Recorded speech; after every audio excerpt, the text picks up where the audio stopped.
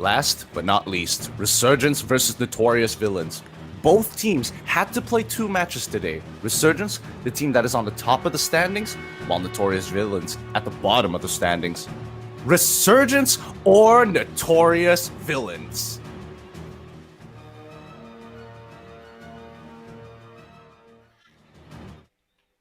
Hello, guys! Welcome to MPL NYSG Season 5, because it's sponsored by the official digital telco Udo and brought to you by the one and only EG Network as well as Ubuntu. And don't forget, we're also live in Astro Arena 801 and 802 for HD as well. My name is Matthew. His name in the cool little code is Gideon. That's how you differentiate us. One is with no code and one is with code.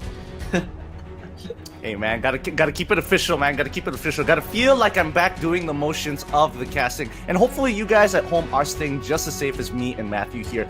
We are casting from our homes itself for the MPL NYSG Season 5 for this week. So don't worry, none of that mingly nonsense is going to be happening. And make sure, have you guys questioned yourself? Have you washed your hands? Matthew, would you like to give your thoughts on this?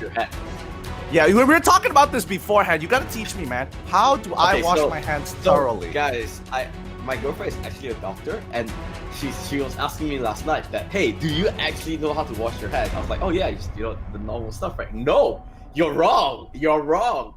How do you actually wash your hands? It's actually, how do you do it? Your hands, the water, the soap, right? You need to pull up your fingers like this and actually scrub everything this way, and then you scrub. Okay. And then you scrub, and then you need to like clean up your thumb like this. And then you wash your wrist. I know, I was as equally as surprised. That's how you wash your hands. Huh, alright, so that's how they do it. That's how you do a thorough... This is the PSA by Matthew John himself. You can follow him at Matthew C on his Facebook as well. So if you want to know more tips on how to wash your hands, dude, check it out. We've got not any tips on washing hands on my honestly, I can't wait. But today's games, we've got quite a number of matches here. It's going to be 4 best of 3s today, so it's going to be a lot longer than Friday's matches. So you ready in for the long haul? Because we've got quite a lineup of games today. This is it, man. This is it. But before that, let's take a while back and let's look at the standings and see what's at stake. And the Malaysian sensations GeekFam is pretty on top because they played 2 extra games compared to Resurgence. That's why you have 2 games on the side of RSG today. After that, EVOS SG coming on 3rd. Toda, who is making a late season Resurgence, coming in on 4th. Team SNG on 5th. Bosku 6th. Orange Esports 7th. Siren Clan on 8th. 9 is Axis Esports, and Notorious Villain is on 10. Now, this first game is super important because, like we mentioned yesterday, the from 4th to 9, actually 4th to 10, anything can still happen, right? Yeah, it's very, very close to each other. We know that the upper bracket teams do have a little bit of an advantage. However, for teams in position 4 and 5, Team SMG and Team Toda do have a chance of actually shooting into this upper bracket here. Yeah, so a lot of it has to be determined by this first game. Yeah, Gideon, I want to correct you on that. SMG has played all their 9 games. You look, they're 4 and 5, so they have no chance yeah, that's true. Making into top 4 anymore. The best they can do is 5th. The one that can really challenge Toda in that top 4 position is actually Team Bosku. They still have 2 more games to play. Toda has 1 more game to play. So it's going to be quite interesting to see who is going to lock it in. And the first game of the day, who do we have? For the first game, we have Team SM. Nope, that's the wrong schedule. Look, scrolling down on that one. It's Bosku against Notorious Villains here. Bosku, but honestly, against Notorious Villains here, most people would think that Notorious Villains have already bowed out of competition at this point, but they still have a good chance of actually pushing themselves up to the top 8 here. So this is today's schedule here, just in case you're uninformed, like the swine you are, just like me.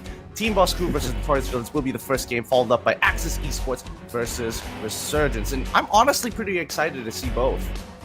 Yeah, these first 2 games mean a lot because Team Bosku, they need to win in order to put themselves in a chance to be in that top 4 position, that late season Resurgence coming in. But that bottom half of the day is equally as important. Orange Esports Reborn going up against Siren Clan. Siren Clan, same thing. They need these wins to secure themselves a spot in those playoffs because they are dangerously low in those standings. Meanwhile, the last game, Resurgence against Envy, the Singapore battle. Who is gonna come out on top? RSG, they need this win to stay pretty on top. Envy, they need the win to just stay alive in the competition. Yeah, and it's going to be a bit of a ping pong rallying between a lot of these teams. But for now, I think we're just going to have to wait and see if they're ready to bring their A game to the table if they want to move their position from lowest to potentially the upper bracket. All right. I mean, overall, this game is going to be a very long day, but it's going to be quite interesting. So many big games, and like we mentioned, I always love this last week sort of gameplays because all these matches means so much. Yeah, and honestly, like, who do you think is going to keep up here? Because I feel like Resurgence looking pretty good. However, Team Boss Screw making literally their name happen. Let's look at the lineup now. Really making their own resurgence, starting the early games of the season at the bottom of the standings, and how have really contested that 4th spot here. So let's see if Team Boss Screw is able to actually push all the way through. Yep, of course you have Lacia, who has been playing really well at a hyper carry role. Raj Makarov on that tank showed off some great performance. Zaraki yesterday was on form on Natalia. Zeno, always good. Too easy for Jets and Logan as well. Very core, solid lineup. I think they're starting to get into their groove in this lineup. All right, so let's have a look at the featured player that we should be keeping our eyes on for today. It's going to be Zeno on the show. Yeah, like he honestly, since season 1 has been absolutely crushing it on show. He has lost none of that skill whatsoever. He's an extremely flexible player, whether you need him to be your offlaner, soul damage dealer, split pusher, or even a reliable support tank, because he will find the angles. I mean, he's known as the casino, the Malaysian Cho, right?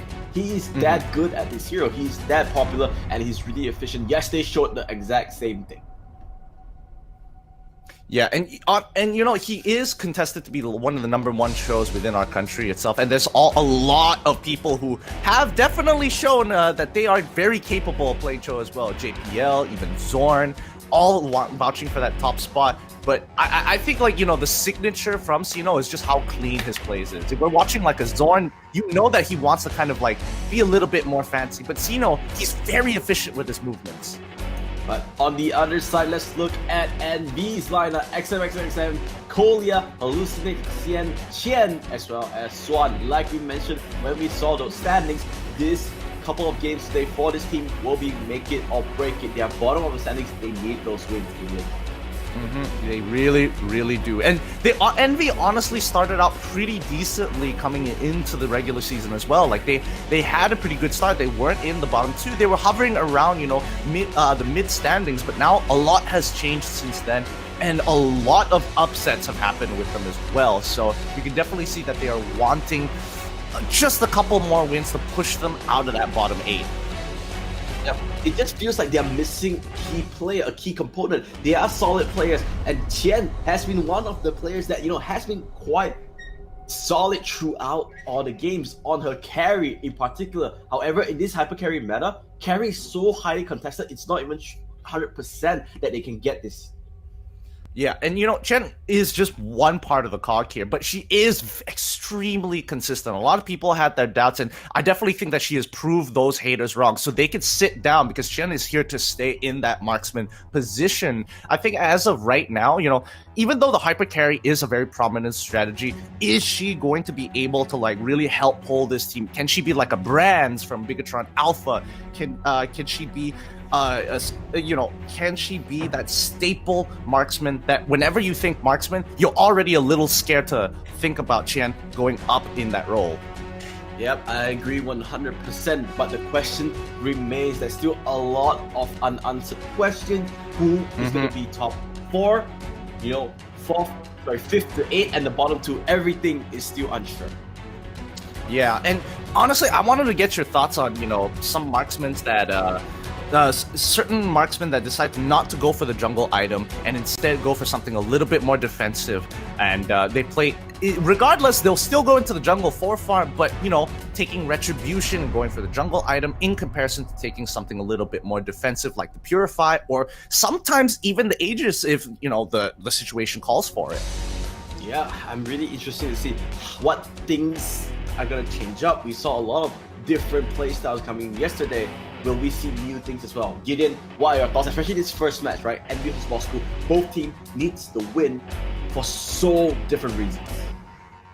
Yeah, and if I had to like make a prediction, it's kind of tough because there's a lot of good points for both sides. I do feel like Envy does have like a much higher ceiling cap, that they just haven't been able to find the consistency to reach it every single time. Like for an example, when Envy was going up against EVOS, you could definitely see that there was a difference in change, a little bit more hungry to make plays happen.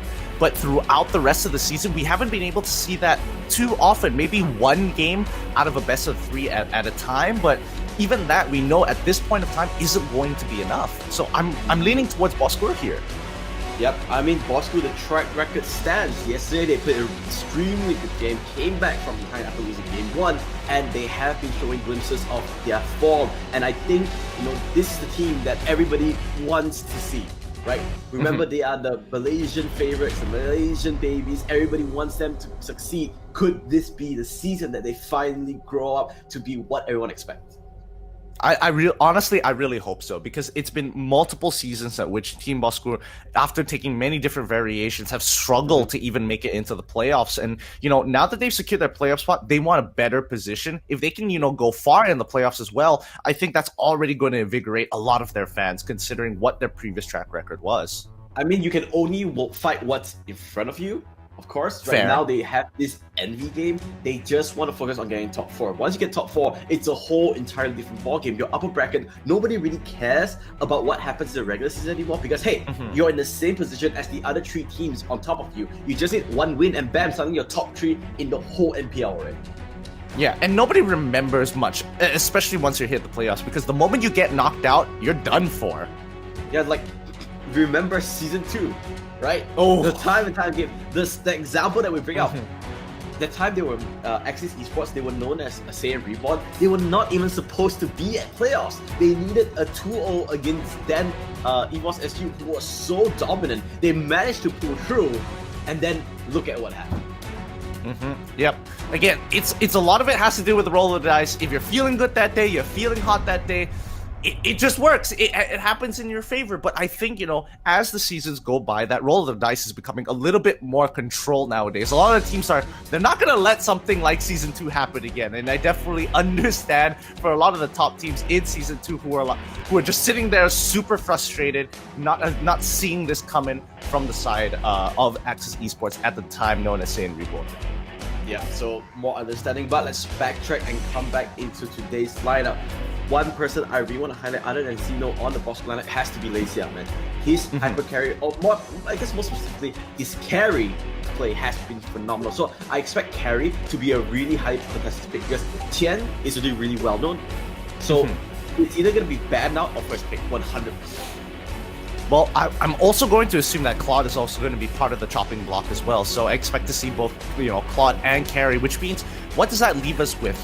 Granger performances overall, Bruno performances overall. I think Envy has played Bruno at least once or twice within the regular season in itself. Yep. And they do have the Link option as well. Hallucinates does play Link, but if I'm not mistaken, right? I don't quote me on this, kid. Don't quote me on this, but all right, fair enough. I think Hallucinates went back to his home country because of this whole coronavirus thing. That's why he will be playing today. But I'm not really sure what's the brewing behind the scenes, whether he's going to be fielding today. I want to see what's the lineup of N, because that's going to determine a lot as well.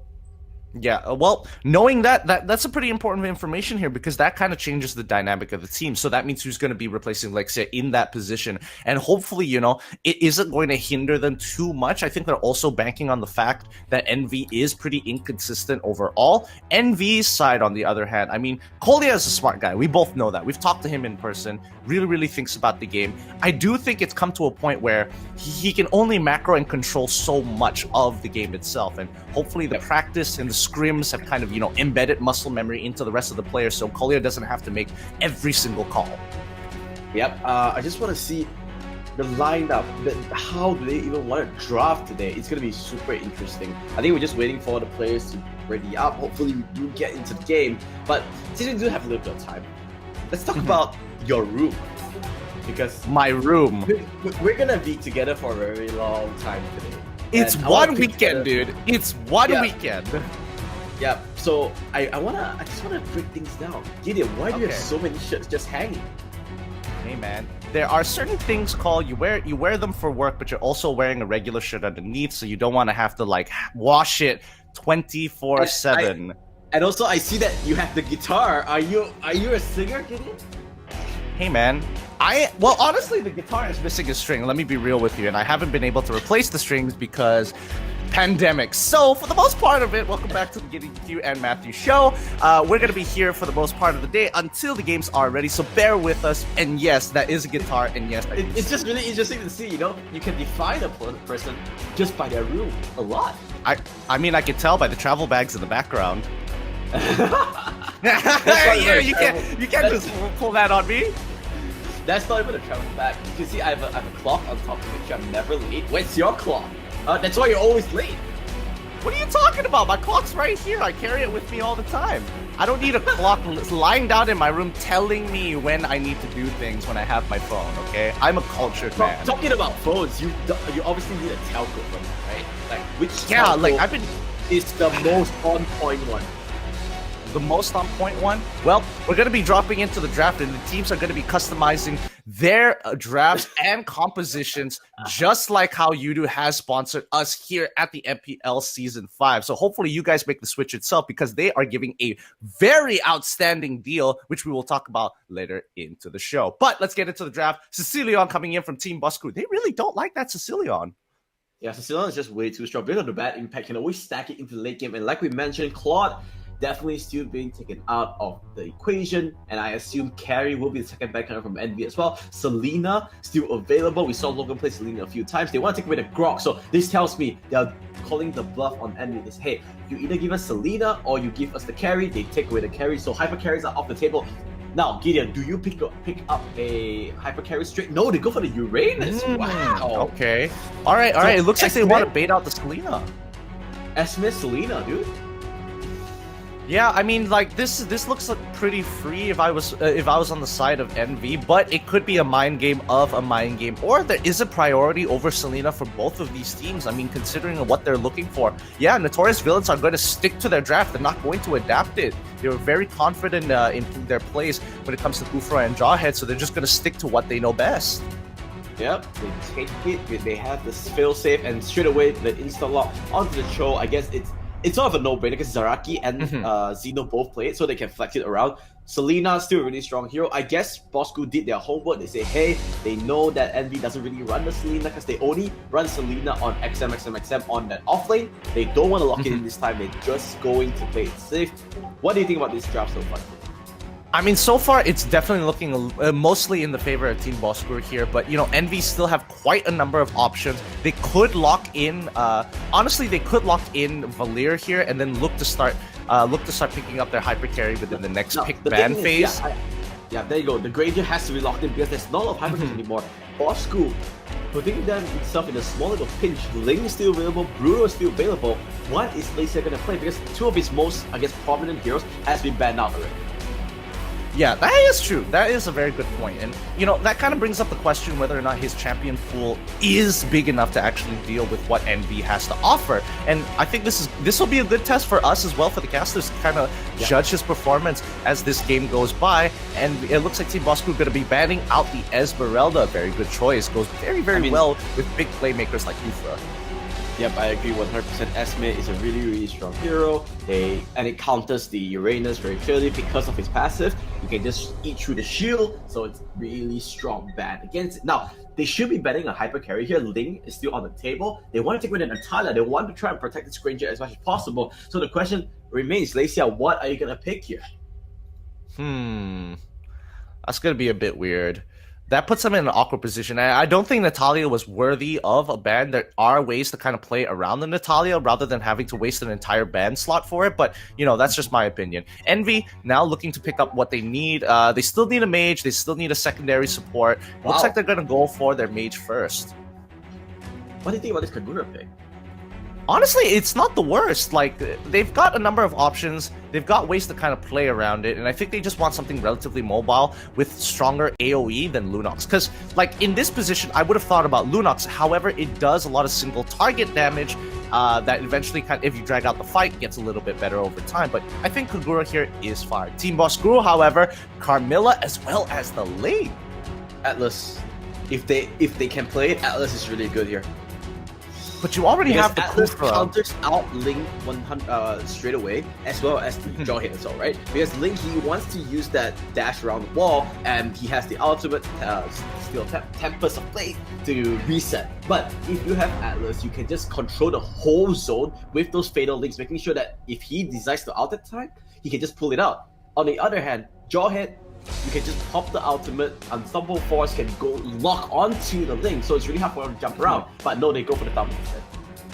Alright, I don't know. I don't know how to feel about this too much, because I do feel like Envy made a mistake when it came to banning out the Natalia when Ling was still up. I felt like the Ling was a little bit more of a threat, but we're going to have to see whether or not they're ready to take on this Ling.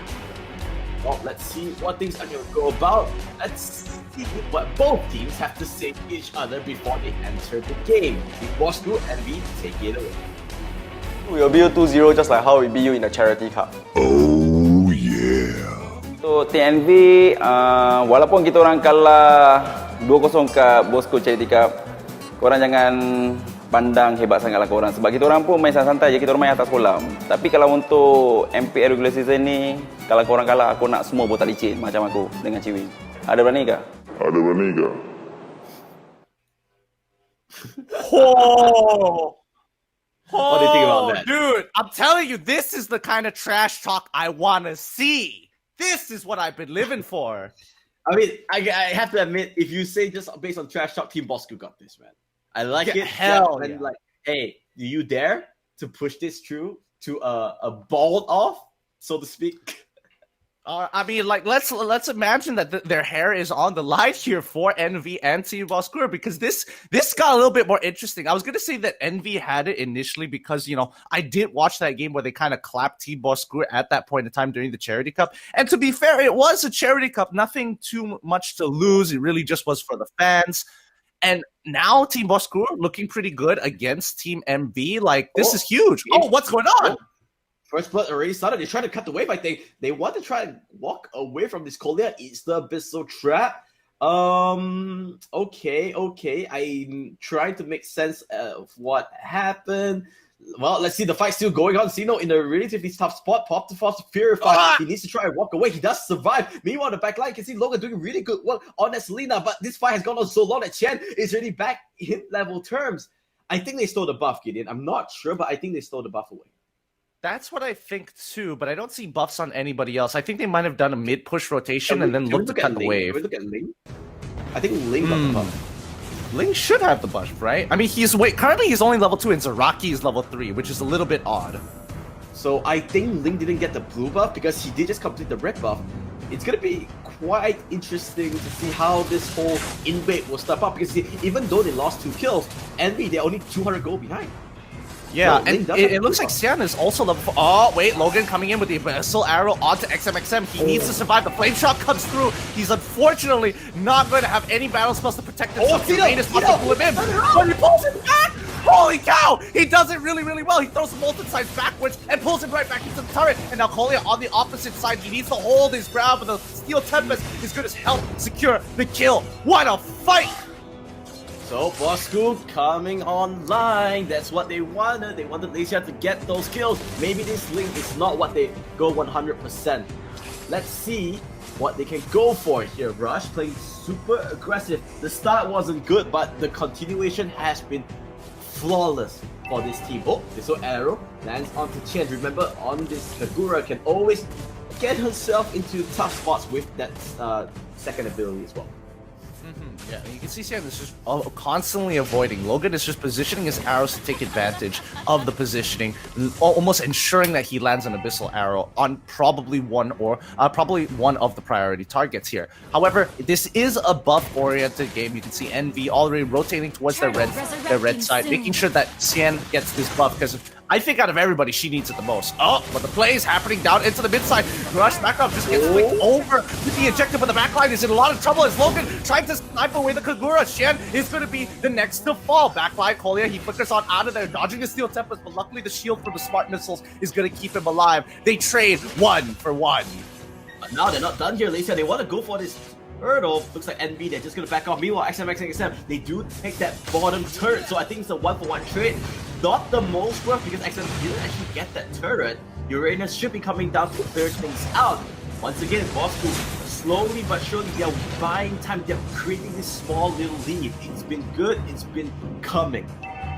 Yeah, and honestly, if Notorious Villains were able to get that bottom... Oh, wait, no, Kolya is now going in for the dive. Zaraki pops away of the Dragon Rush, actually taking a lot of damage. Zaraki won't get a last kill, but you can see Hall and V rotating down to this bottom lane. They're looking to match. They're making sure that it's it's even all the way. Whether they take a structure, they have to kind of just match them here. And Xeno, there's no way he's going to be able to defend this. Yes, he is very difficult to dive because he is the Uranus, but when it's so low like that, it's not going to work. Oh, Swan gets caught out instantaneously with the Abyssal Arrow. They're going to secure mid-tier 1, and now Team Bosco has a very definitive lead over NV. Oh, and these, yeah, 2-7, 2K go down already 4 minutes in. They need to be careful here, make sure that nothing goes wrong furthermore. They need to stop the bleeding. Remember, they're running this hyper carry on Xian, on this Granger. He's 0-0-1. He's not having a bad game, but XM might be able to just solo kill over this. He does a little bit of retribution coming through for Team NV. Very good start already. NV gonna rotate around towards the top side of the map, hopefully looking to get a pick off to Xeno here, but oh sorry, not Xeno. I just assumed he was playing Cho.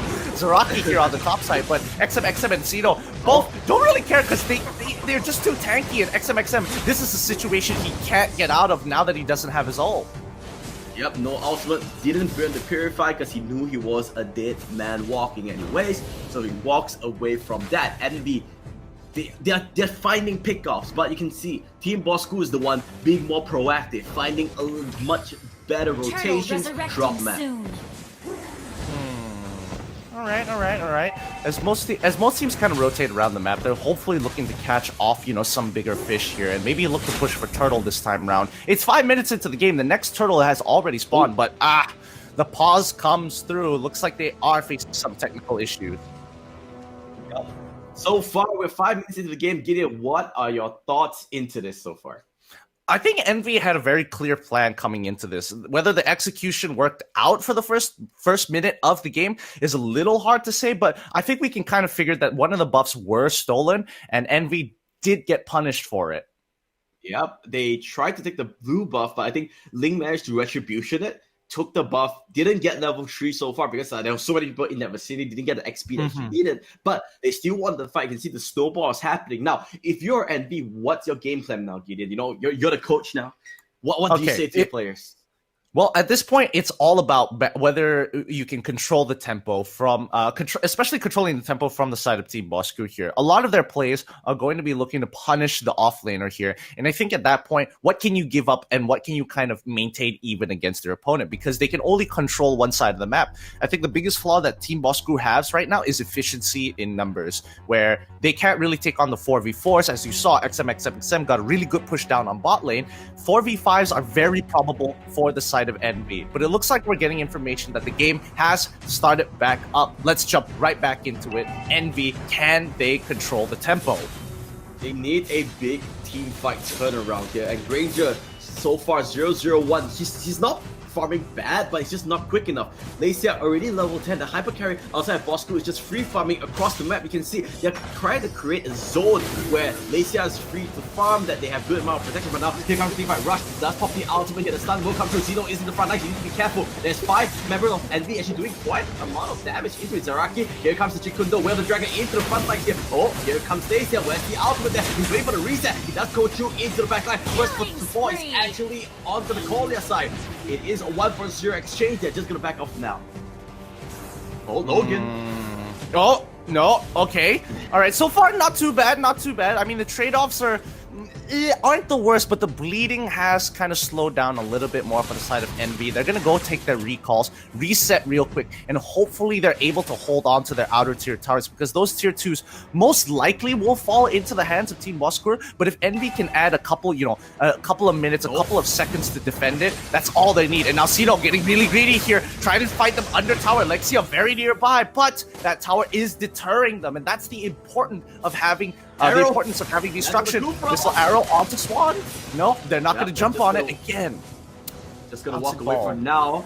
Envy, they're looking, you can see they're all hovering over this Granger because they know Granger is the juicy target. He's level 10. I would like to see the items if it's possible to see how's the itemization for this Granger so far. But you can see Xeno, he's more than happy to just keep on pushing and pushing because he knows that XMXM cannot do anything against this Uranus.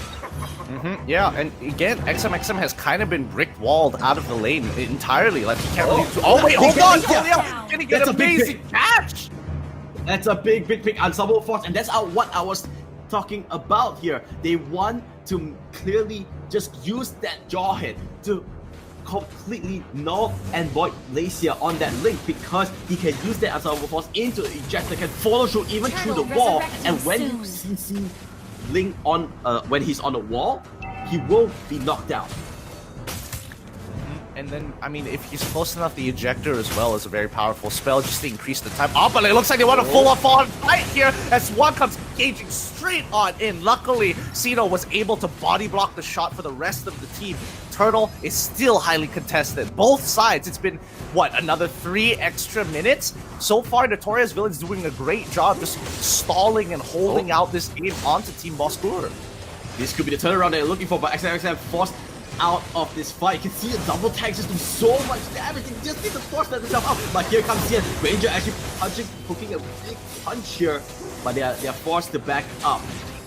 They don't. Swan needs to back out of here, but look at it. That's not doing quite well. He does take out Logan. Flamethrower is there. Josh is next to the 4. He's super low. He gets forced out, but he can get over to Chen. Is that Sofia 2-for-2? Way up the dragon will kick Chen into third range because of the umbrella. Chen, he's still looking to punch. Here comes the Rondo into the Granger spell, but it's not doing enough. Kolea ejector gonna miss out on Xeno. They need to back out of his Xeno. He needs to be careful because Xian, he got 2 kills from his the bounty hunter did proc twice. And that's exactly what you want.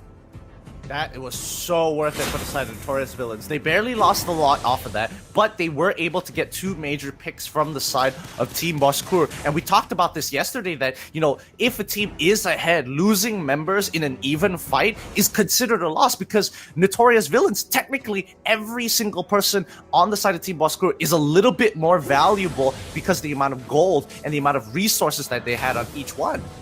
Oh no, Chien's in trouble!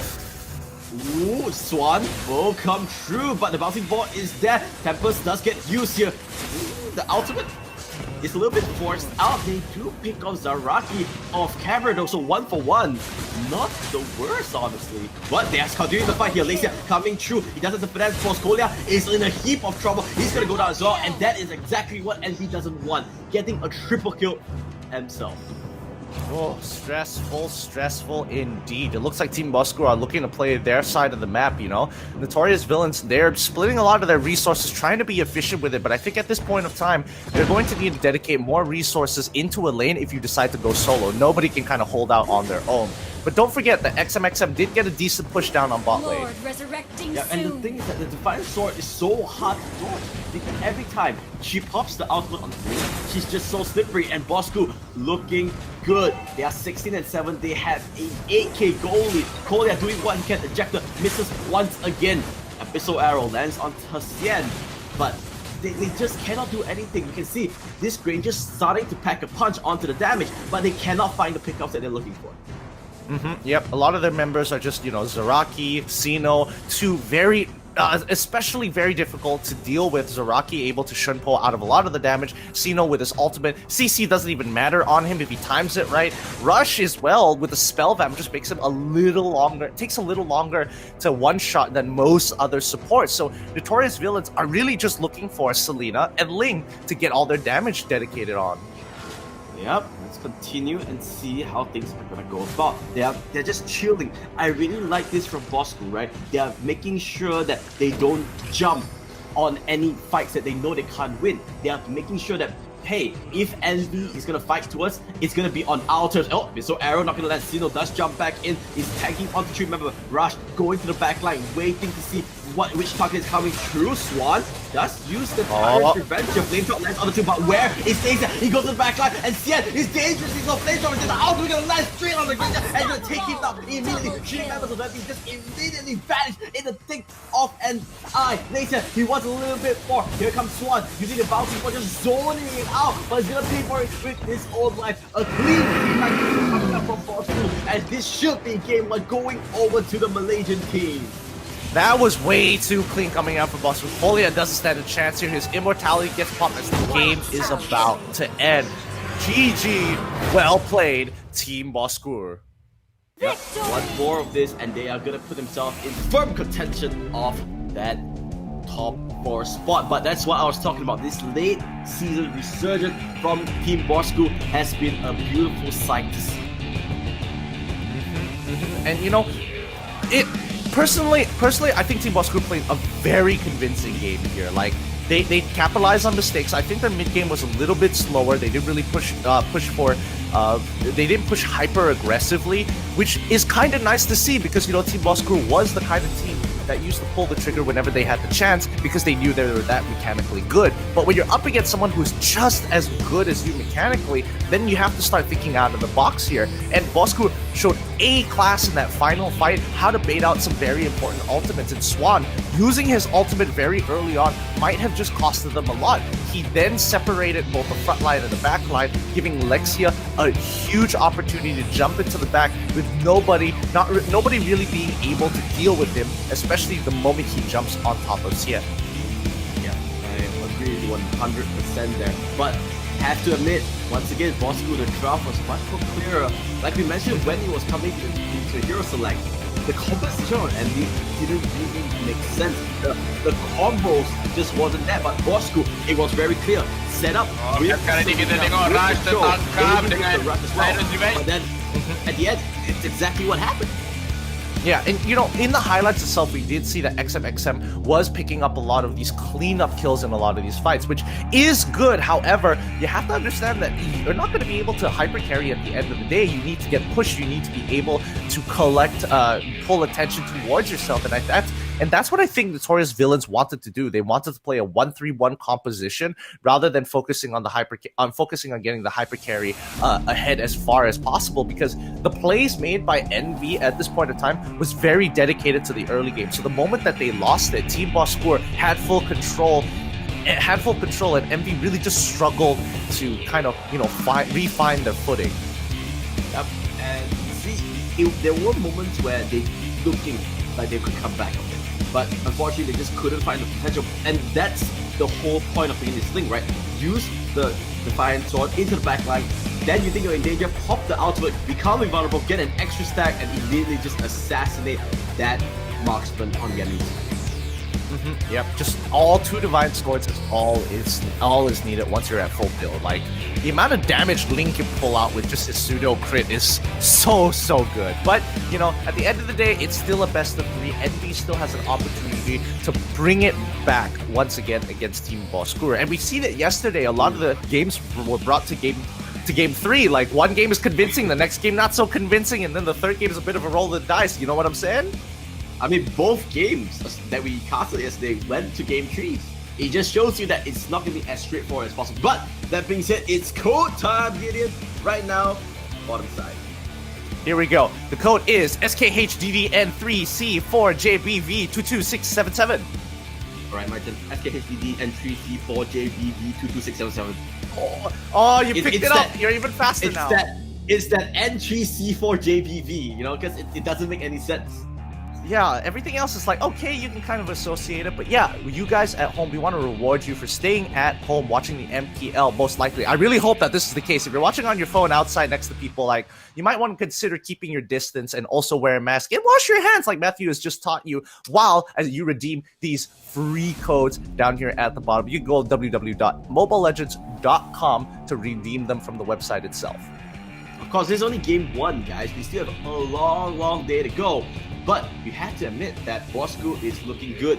This is the final stretch and they are finally showing up. Could they be our final team that entered into that top 4 of that upper bracket. But just remember, guys, this whole MPL Season 5 MYSG is sponsored by our official digital telco Udu and brought to you by EG Network as well as Muntun. Not forgetting, we're not only live here at, we are also live at Astro Arena 801 and 802 for that crisp HD, you know, that HD, so you can see all my beard in its full complexity. Every single follicle, every pore on your skin, How Matthew. have you not shaved? Honestly, for a while, I probably need to do that. You know, it's building up very fast, very prominent. My cat mops are very prominent. I mean, let's see. But we are gonna go on a really short break. When we come back, we have game 2 between Bosco and Envy. Don't go anywhere. More Legends. My name is Matthew. His name is Gideon. See you in a bit.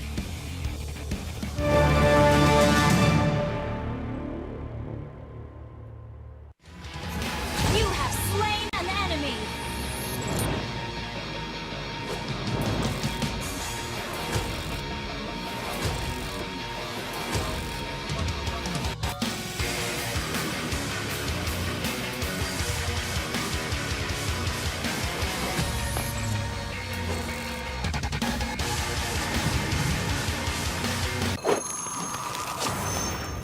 Download for free Mobile Legends Bang Bang.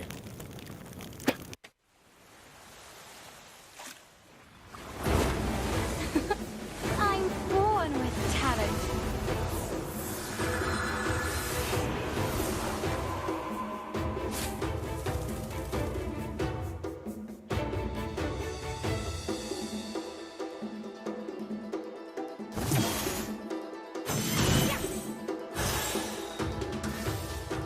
Dance for me.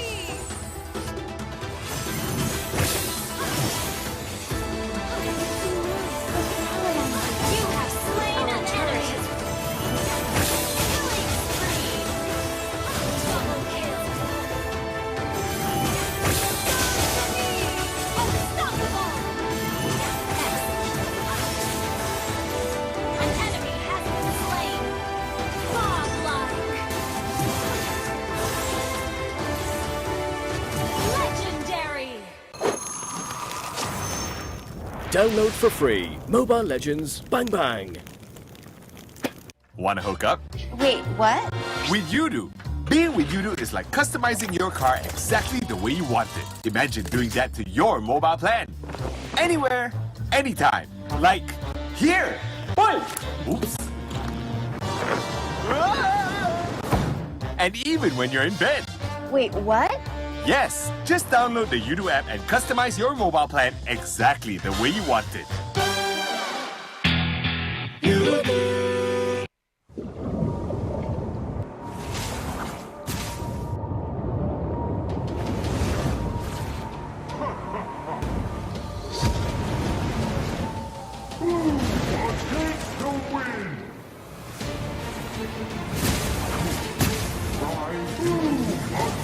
You have slain an enemy. Double kill. Triple kill. Team destroys a turret. Shut down. Launch attack. Kill. Triple kill. Maniac. Savage. Monster kill. Legendary.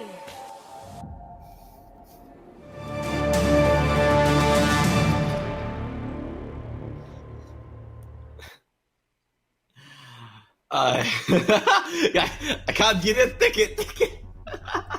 Welcome back to the MPL Season 5 MYSG with our official telco Udu. Thank you for sponsoring us so much, and brought to you by the EGG Network as well as Muntun. Remember that you could also be watching this on Astro Arena itself on 801 and 802. So check that out if you want to check us out in HD.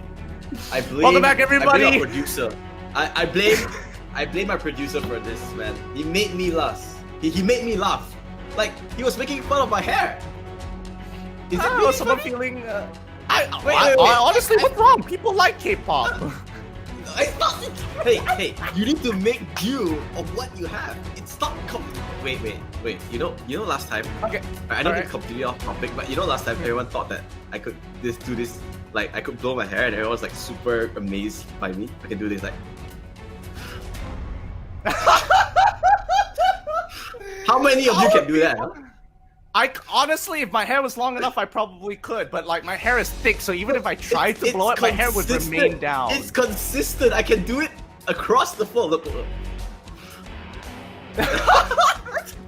Yo, you should have that in your resume. Can blow hair in any direction.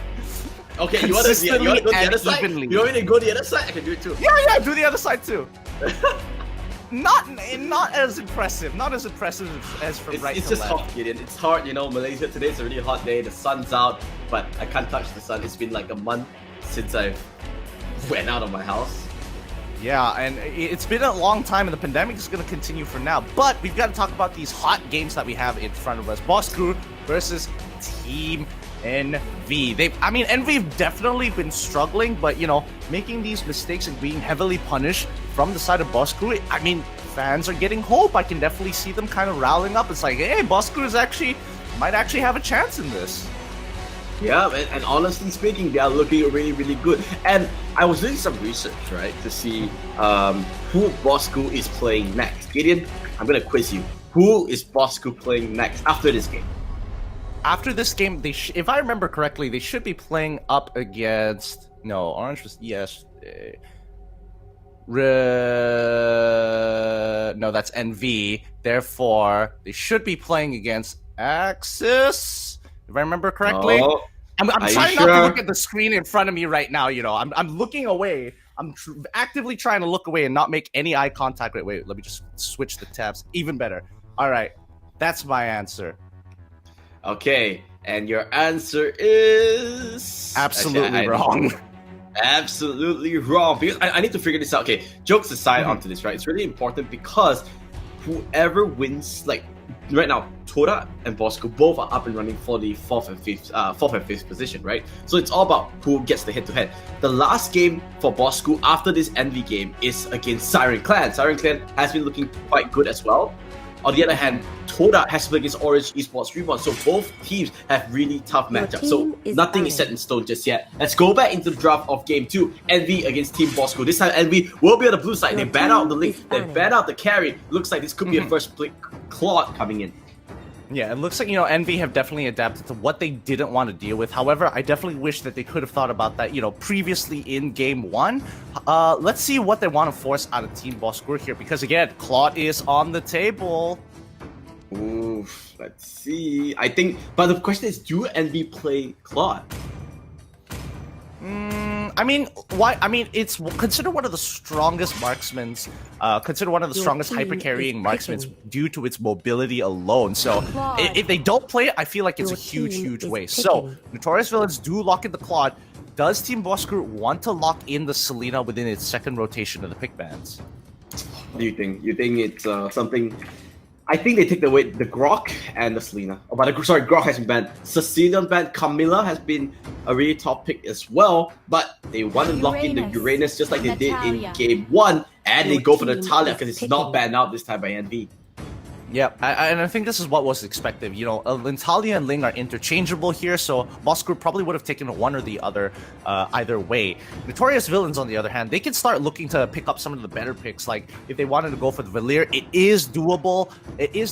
However, he will be susceptible to a lot of the Natalia ganks and will be prioritized from Team Boss Crew to go down first in the earlier stages of the game. Yep, now coming true. The question is, what do they want to Okay. lock in here? They go for the Jawhead. Honestly speaking, Colette did play a pretty solid Jawhead game, not too bad. He could have done better, but he still had some pretty good pickoffs. And then they go for the high loss as well. They want that early game sustainability. No surprise there, they're going for the Selena Locket. Yeah, they're looking for heroes who are difficult to be picked off by the Natalia. And, Jawhead is one of them, actually. The moment he's out of the smoke screen, he can drop the smart missiles to get the extra shield. And in most cases, that extra shield from the side of Jawhead, the smart missiles, allows him to kind of walk away scot-free. Your team is banning. Well, going back, they lock in this Selena. Now, I fully expect they ban out the Granger here. Granger, Bruno, anything. They just do not want any hyper carries available. You can see Carry gone, Ling gone, Claude has been picked off. They just want to take away. No, they actually go for the Cho. What do you think about this? Is banning. I think they're giving a lot of respect to, Zaraki and Sino here. Both of them playing interchangeable roles. Both of them being extremely well versed with the Cho. So I can definitely understand it here. But I kind of felt like if you wanted to really cut down on Team Boss Crew's options, they probably would have wanted to ban out the Bruno more likely, because their team composition would be very early game oriented if we look at it. Oh, they go for the Valir ban, steering toward it a little bit too strong, I would say. The pushback, it counters the Selena, it counters the Talia, so a reasonable ban coming. Very reasonable. Let's see what they want to pick up here. I mean, they could go for the Marks of the Granger for themselves, or they could start looking for, something a little bit more expansive, a little bit more playmakery. There we go. It looks like they want to go for the Kufra here and are willing to give up either Bruno or Granger for it, because there's no way Notorious Villains are going to pick up both. Ooh, let's see. Oh, are they going to go for the Rafa? If they go for Rafa, they're probably going to play Leomord here, right? Leomord, Hylos. I think they're thinking about it. They go for the Aldius. Oh, this is going to be fun. It's been a long. It's been a long time. Are you ready for the dunk? I'm ready to see somebody knock out Uranus, man. That's all I'm waiting to see. Just Uranus not having to worry about, Sino on that Uranus, who usually in most situations brick out the offlaners, meaning you can't really fight them, you can't really push the lane against them, you can't really dive them. So playing the Aldius here, it's definitely understandable. You just have to make sure that he is paired up against that Uranus. Roger being the pick of choice for Team Boss Crew. That's pretty interesting, honestly. Yeah, they don't have a lot of hypercarries available anymore, and you don't really want to Granger because of the recent nerfs. Doesn't do that much damage anymore. I actually kind of favor NV in this draft. Yeah, I like their composition. I've seen a very similar draft before played in Indonesia itself. The only difference is that XMXM would be playing the Leomord if we're following it to the T rather than the Aldius. But honestly, Aldius is not that bad of a visit. I'm happy that Aldius is in this one. I'm feeling the nostalgia, Ooh, I'm ready to see those soul steals, those stacks, the chase fade, the one punch, and the dunk. But they're bringing something out of the ordinary on the side of enemy, while Boss Crew, they're keeping things constant, they're keeping things just right. Will it be a 2-0 or will we see a game 3? Gideon, let's load into the Land of Dawn. Boss Crew 1-0 up. Let's see what is going to happen in this second game. Oh, Team Boss Crew, they want it bad. If they win a 2-0 against Envy, that's going to help them shoot up in the standings quite a bit. And Envy on the other side, I mean, this is technically almost the relegation matches. If they start losing this, it's going to be a tough game. Welcome to Mobile Legends. Well, welcome to Mobile Legends indeed. Let's see how things are going to go about. This is going to be interesting and it's going to be fun here, Gideon. Do you expect to see a level 1 invade? I'm kind of ready, but it looks like we're getting information from our producers that the game has been paused, luckily. Hopefully we haven't missed any action like we did He's the trolling, last man. time. He's trolling. He just wants to make fun of my hair. Let's show his hair one more time. It works so well. It flows so symmetrically, We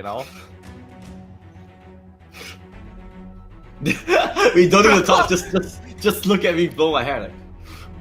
Good enough. All right. Something about it's mesmerizing. Just jokes aside, let's go back into the game. I think everything's all fine and dandy now. I want to see how things are gonna go about.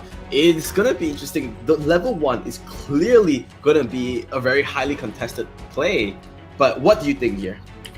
Personally, I don't think level 1 is where it's at. I'm definitely thinking that if you're on the side, especially for Team Boss Crew, they should consider looking to hit their level 2s as quickly as possible before they start making the plays. Because again, Selena needs both the Abyssal Trap and the Abyssal Arrow to really start coming in, because then she technically has 4 abilities when she transforms. So I think a lot of that power spike needs to be abused. And if Team Boss Crew can't do that, that's still okay. However, it's going to be a slow rolling game from then on out.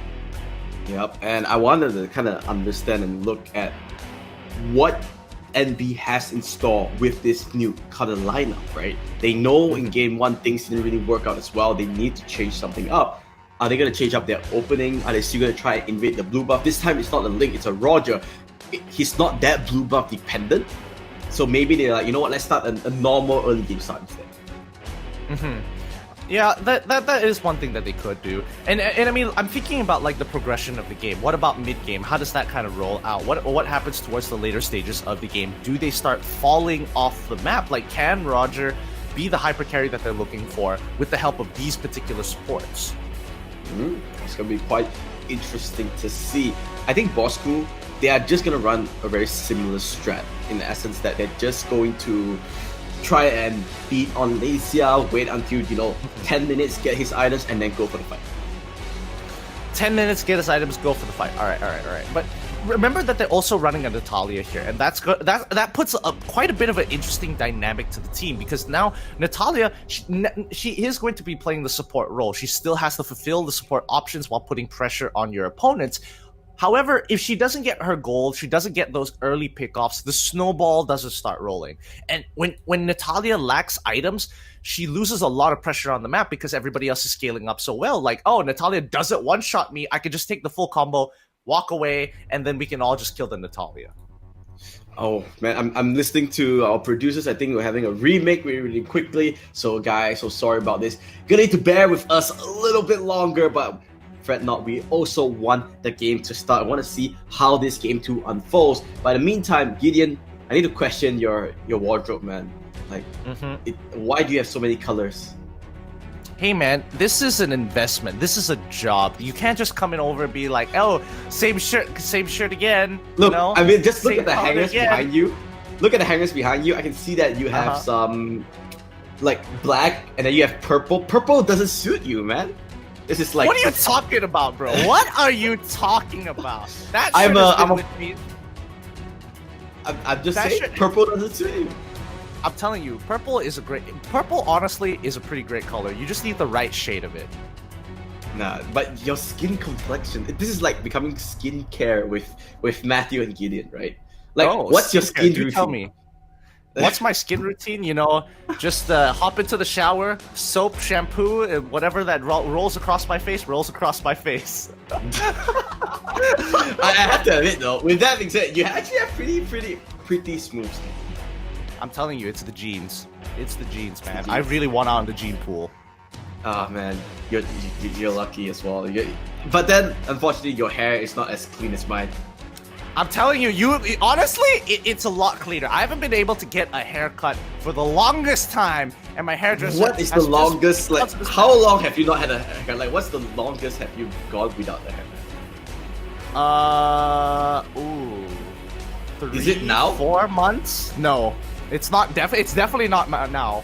3-4 months. Like, I was okay, I trying to grow remember out the my hair. That was longest. a bad The decision. longest I've went without a haircut was 5 months. I was 5 I was still a months? student. Yes, I was still a student. All right, Makes sense. and I wanted to save money, and I was like, haircuts. It's not really. No, listen. I was studying in the UK, right? And their haircuts are really expensive. Like, it was around 100 ringgit for just a normal haircut. I was like, do I really need a haircut? Blah blah blah. And then, it's winter. I can use the hair to act as extra fur. So Honestly, things I'm were- gonna be real with you, Matthew. I probably would have done the same thing. like, my whole hair looked like a ball. Like, it was just, it didn't have any like lining or anything. It was just like a whole ball of fur. And every day I would wear like a cap, the kind of snow caps, because it was really Yes, cold, yes. and then nobody could see it. But when I went indoors for classes, I would take it out, and everyone's like, "Whoa, this Asian dude, man!" This Asian dude knows how to not cut his hair, man. But I totally Yeah, and understand. Like, if you gave me the same reasons, I probably 100% would have done the exact same thing. Oh well, let's see how things are going to go about. But we're going to be quite interested to see how this game is going to go about. Because just remind everyone, you're still watching MPL Season 5 MYSG. Of course, this thing is sponsored by our official digital telco Udo and brought to you by EG Network as well as Ubuntu. We are also live at Astro Arena for 801 and 802 if you want it clear HD. but we're still waiting because I think that some extra little stuff we're waiting for because the teams are having some technical difficulties. Yeah, with all these technical difficulties, you kind of wonder, why haven't they switched to Udo yet? Because during this MCO, there's going to be 20 GB worth of data for only $20, limited time only, okay? I'm just going to say that right out there. If you don't switch to Udo now, you're making a huge mistake. You're missing out on some of their, a lot of freebies that they're giving out. You can enjoy 1 GB of free daily data for the entirety of the MCO. So if the MCO continues longer, at least you're going to be covered.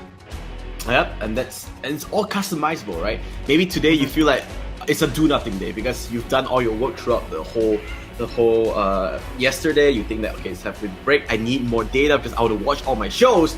Hey, you can customize that as well. If tomorrow you feel like, yeah, it's a full work day, I don't need any data. Bam, you can just buy 1 gig as well. I'm telling you, if you ever wanted to go to a convenience store without having to worry about the pandemic at all, just whip up the Udo app and start it today, make the switch. You can already customize it how you like, and it's just like shopping. You very much pick what you want. Yeah, and that's exactly why it's so good. Coming into it, Udo, one of the best service providers in this day and age. But we're still waiting for the game to start. And it's been quite a while since I had to talk for this. It's casting, man. Show me the ropes. What do I talk about, Gideon? You got to talk about the important things in life. You first got to talk about how to wash your hands. Immediately after that, pull up to the topic of your hair. Once you've run out of options, start making fun of my room. It looks like we've gone through the major talk points here. We're running out of material, boy.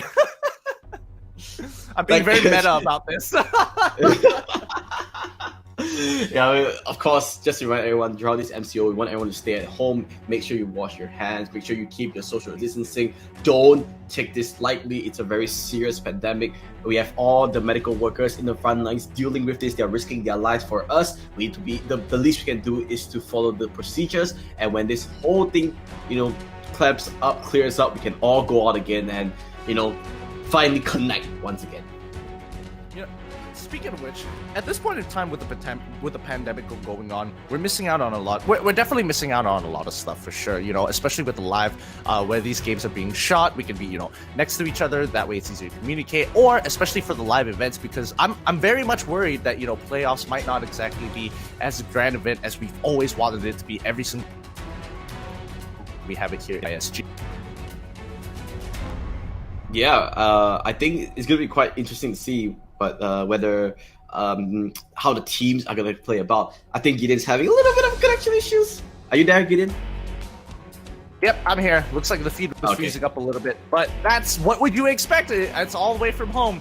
There's so many things that are out in my control. Yeah, calm down. It's all good. We're just waiting for the game. Right. What is the long-term cost?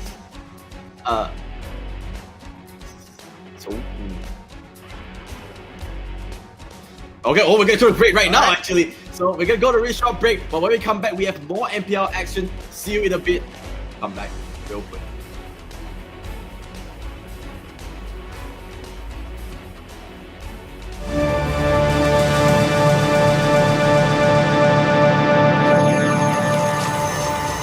Download for free. Mobile Legends Bang Bang. Want to hook up? Wait, what? With Udo. Being with Udo is like customizing your car exactly the way you want it. Imagine doing that to your mobile plan. Anywhere, anytime. Like here. Oops. And even when you're in bed. Wait, what? Yes, just download the Udo app and customize your mobile plan exactly the way you want it.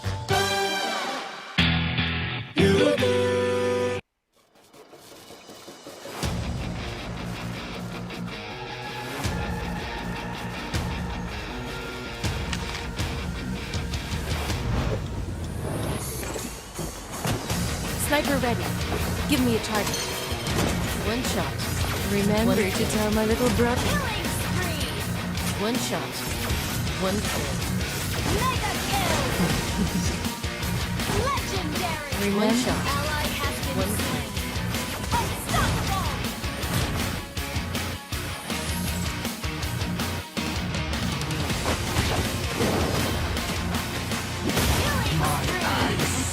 Killing spree!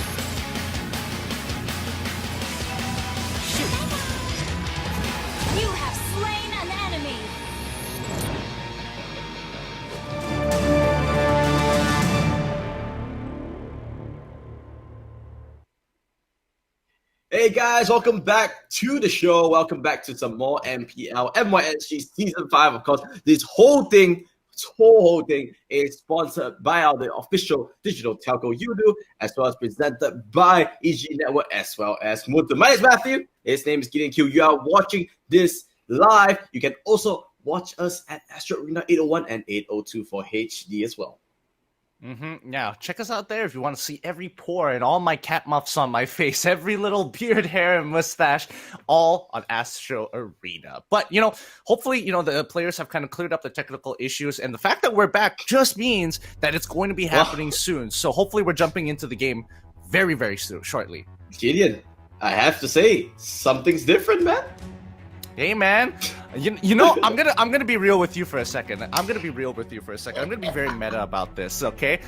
I was getting a lot of. We're gonna be jumping into the game, but a lot of people, not just a lot of people, but specifically my mom. She was like, that clothes hanger in the background. Ooh, that looks really messy, and that got me really self-conscious. So I moved it real quick. So you can thank my mom, Rachel. Your mom, Rachel. Okay. Yeah. Thanks, my mom, Rachel. All right. Let's go into game. Are you ready? You need some stretches because we are in for an epic encounter. For those who don't know, you're watching NB against Bosku. Bosku already one game up, and this time there's a late invade coming up from Bosku, trying to find Claude, but it looks like he's already out and about. Yep, and he's gonna keep on pushing out some more, getting the Lethal Wanderer very early on. But notice where Zaraki is. He wants to constantly put that pressure on, and Kolya, he doesn't mind. He can do this all day. Yeah, pushing it out. Does have to eject as well. Lands on the Zaraki, but the smart missiles. It's just a little bit of poke here and there. Early levels is really hard to kill. Ooh, I think they want to camp out XM because they do not want these Elders to get those stacks. Yeah, and I think it's a really good idea for the side of Team Bosku. They understand the strong scaling here, but Kolya on the other side, these offlaners are getting, punished very, very hard. Rush Makarov taking a large chunk of damage here. Well played by Kolya, dodging a lot of the key abilities coming in from the Kufra. Notorious Villains, however, they are playing a 1-3-1. The question is, where is the priority going to go? Most likely to the top side. So once again, the hero that we need to look at in this early game has to be the Selena, right? Abyssal Arrows is the key ability. Who are they gonna land at, and where are they gonna rotate? So you can kind of follow on a mini-map that, hey, if the Selena is going there, most likely it's gonna be in action. But bottom lane, the first one does go on to Kolya. He did manage to get a solo kill onto Zaraki. Quick follow-up coming from Bosku, but they already lost to Natalia. 1-for-1 exchange. I think that's a big win for Envy, actually.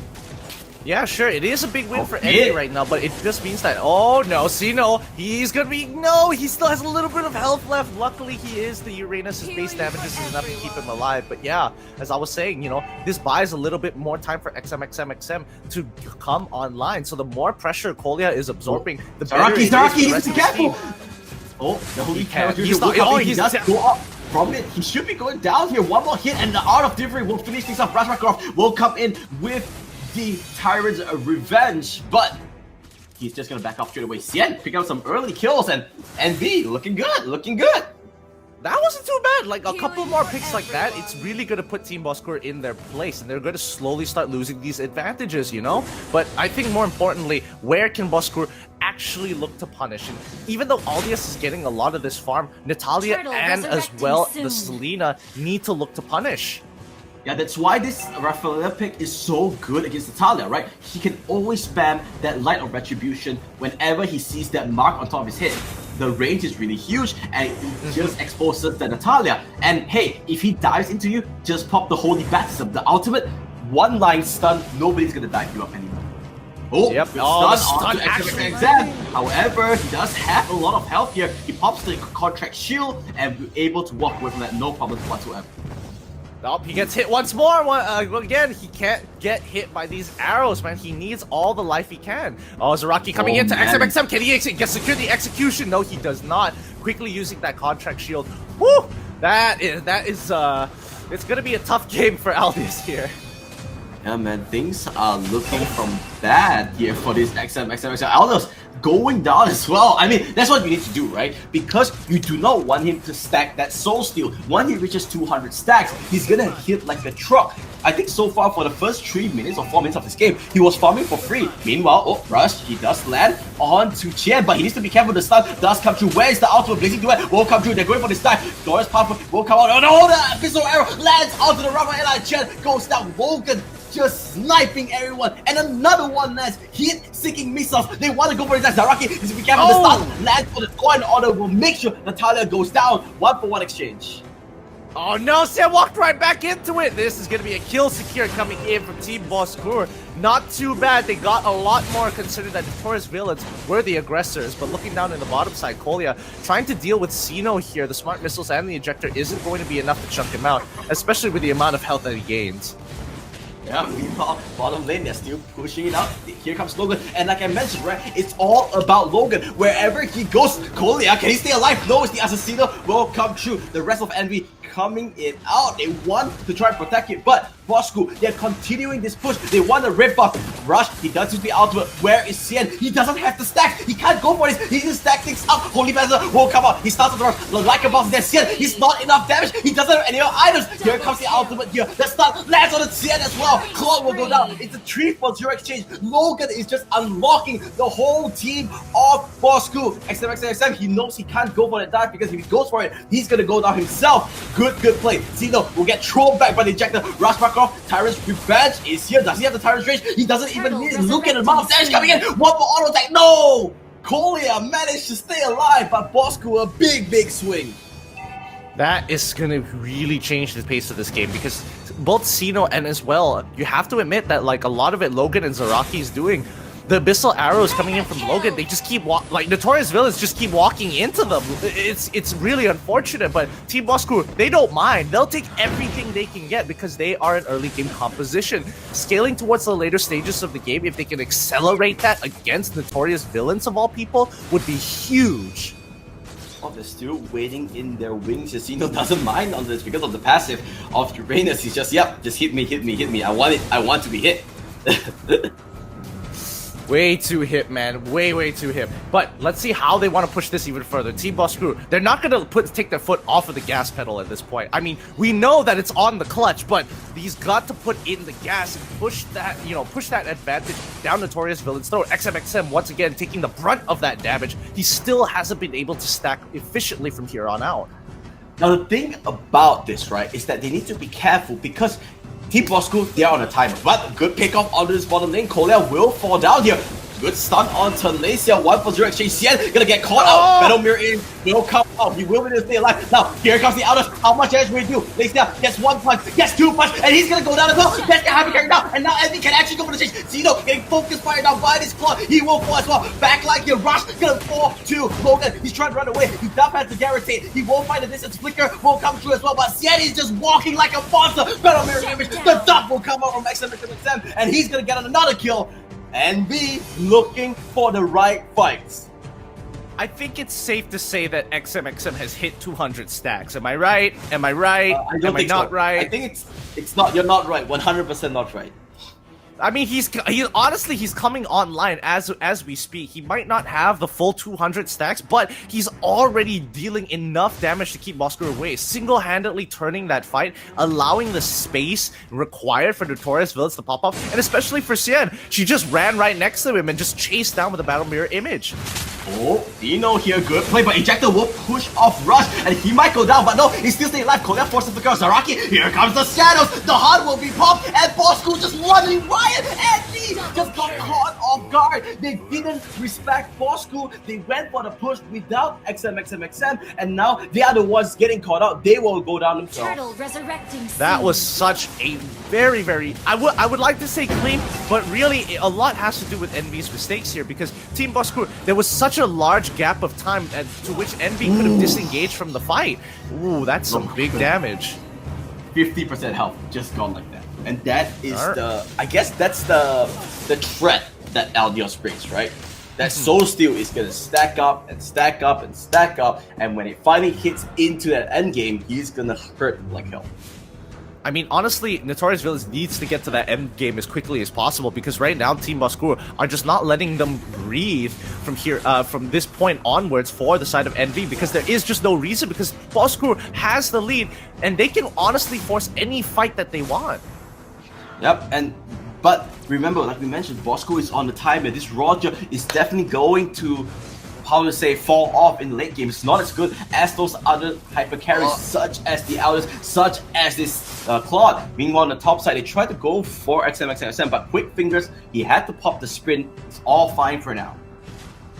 Yeah, they're holding their ground, and you can see how the teams kind of split themselves into a 1 and 4 position, and Envy are trying to keep control over this buff. And Team Bosku, they know this as well. However, they still have a couple of members down on towards the top side. My guess is to kind of steal away that blue buff because they know the timers. Yep, and you can see they're just protecting it out. Xian does have that red buff. So far, they are farming really, really well. Xeno might get run down here, does have the Transcendent Ward, will be able to jump away with that spell. Yep. Oh boy, this is not looking too good for Notorious Villains here, and I think at this point in time of Team Bosco, if they make a mistake with XM, it's gonna cost them quite a bit. So they're going to have to prioritize making sure that this Aldios doesn't survive the next encounter. Yep, and I like this from Team Bosco. They're just making sure that nobody steps out of line. They know that bottom lane is filled with Envy Rosses. Oh, XM, good side steps. Logan doesn't find the arrow, but the next time around, it's gonna connect and hit's gonna go down. Ooh, good call, and you can definitely tell that XM was very worried about, you know, a Selena being in that top side, but he doesn't mind. He wants that wave to kind of just crash into him. It's already super stacked on the top side, so he just has to wait a little bit longer and be patient, you know? Remember, they can actually go for this Lord fight because XM can just farm, pop the ultimate, pop the chase fate, and then get the vision. They know that something's up because every one side of Bosco is nowhere near. They should be hearing the Lord right now, but looks like they are just gonna concede it. They say, you know what? It's only the first Lord. We can clear with this, no problems whatsoever. And giving Lord over, that's fine. It just kind of means that if Team Bosco really wanted to look to punish Envy, they should have waited a little bit longer to get the Luminous Lord. Oh, but Xeno is caught out. The Blazing Duet is going to secure that kill. Logan! Oh, they need to be careful. Where is Claude? Xian is still in safety. XM is joining the fight. Meanwhile, we can look at Zaraki into the backline. He wants to go for the assassination, but he doesn't find anyone. Xian is there. Xian finally goes down. That's the first to fall as well. The hyper carry there, but Lacia gets stunned up. There goes the dunk, and he's gonna go down as well. He's looking for more. He wants those kills. The ejector into the bounce, into the stun, and he take another one. A 4-for-1 exchange for Envy. Not bad. Not bad. Very big That's plays not coming bad. in That's a Envy really here. good. It doesn't mean that they win the game just yet, though. That's my issue. Envy have turned this around. However, the lead is still within Team Bosku's favor. No, One mistake I from Envy think- could net themselves an inhibitor turret. No, I think the problem right here is that they have outskilled Bosku already, right? You look at the Alphys, you look at the Claude. Yeah, Lacia is level 15, and most likely he has 2 items as well, but he needs to be in your face. He needs that Lycan pounce to do the damage, I guess the max sort of burst potential. But look at what Envy has. They have the high loss that's always going to just stun the Roger as soon as come in. They have this Rafaela as well. Holy Patterson on cooldown. Whenever he sees Roger, he's gonna pop that ultimate and try and burst him out straight away. And he doesn't have Purify. He only has this Retribution. So late game, he's just a sitting duck. Yeah, that is true, and we were expecting Envy to actually outscale Team Bosco anyway at the beginning of this game, and I think as of right now, I think you're right, they are, with the Oracle as well, he's just going to be extremely difficult to kill, and now that Envy have scaled up to this potential state, Team Bosco has a very limited amount of time to actually win the next fight. Oh, XM, he nearly got caught off there! Rush was not able to land a Tyrant's Rage, but it's not going to be enough with, on top of the fact that he goes into the bouncing ball for Immortality, going to be popped as well. Not too bad. Envy get a free pick off from Team Bosco, and I think that has just set themselves in stone. They're heading to the grave. They want to go for more here, and Logan just gets annihilated by that chase fate. XM, taking no prisoners with that ultimate, and now I think this is their time to go for it. Zaraki, can he get the ultimate done? But you can see XM, he's not afraid of anything. He's looking for the Natalia. Natalia's a little bit too afraid, and now he's going to join up with his team and most likely take down this mid turret. And it's looking pretty good, honestly. Like, Team Boss Crew are doing a phenomenal job at the earlier stages of the game, but now it's a little too late. NV are coming in hot. They want to take everything on their own. They flicker backwards, getting the ejector with the unstoppable force. Zaraki's in the backline. He's trying his very best, and yes, he does take out they're winning the fight! but this They're winning the fight is fight! turning around. Elders is not here! Elders is not here! They need to back off! They don't have the damage! You can see Xian has really gone down, but now here comes Elders! Here comes the big boss! How much damage can he do? Zydo is still there. Remember, here comes the immortality. They need to slowly kite this out. They cannot get caught out here. 2 men stun, rush, great Tyrant's revenge, lands into the back line, and everyone's gonna die! Boss Crew, they're coming back from this! I do not believe it! They're gonna end the game on this push! That was really, really unfortunate. The most minor of mistakes, honestly, it's even negligible, has costed them a huge game. As Team Boss Crew are going to be walking through the inhibitor, scot-free, 1 turret, Cito's going to tank it, they're going to end the game, the crystal, it's over, Xian needs to clear it out, the place is it's not enough! Oh, that's so unfortunate! No! Oh my goodness, after all the scaling that we were talking about, one bad fight and Team Boss Crew come out 2-0 against the notorious villains. I mean, wow. Can you believe it? Boss Crew, it looked like they were down and out, but you have to give props to Rush. Rush was the game changer. The Tyrant's revenge into Tyrant's Ridge every single time, bouncing ball, protecting every single ability, making sure that nobody can jump onto Roger, onto Lacia, and buy so much time for the rest of the team to catch up. That was honestly quite a fight. You know, it didn't look like it was going to go too well. I was expecting the Chase Fate to work out exactly the way it was supposed to, but the moment that went down, this fight turned 360. XM just couldn't get into the fight on time, and despite having an ultimate that allows to travel, a global ultimate that helps him travel from one side to the other, I would have thought that fight was a free win for the side of NV because it started out so well. Yeah, what a play, what a game. I just do not believe it. Wow. I mean, there's no words to say, man. There's no words. I mean, hats off to Team Boss Crew here. A very strong victory here, but let's go to the highlights here to kind of recap what happened in this game. Crazy sort of game. Let's go to the highlights. Let's see that early game potential. They are pushing it through. You can see the Chase Fate. This is where the team fight was starting to turn around as well, right? Yeah, for sure. And you can see, like, just watch XM single-handedly just punching people one by one. Like, who's next? Who's next in line? And he can really chase with the help of Xian as well. The initial slow from the from stealing their stats, what's it called? Master of Thievery is really, really important when it gets that. Just a little bit of slow is enough to help XM chase them.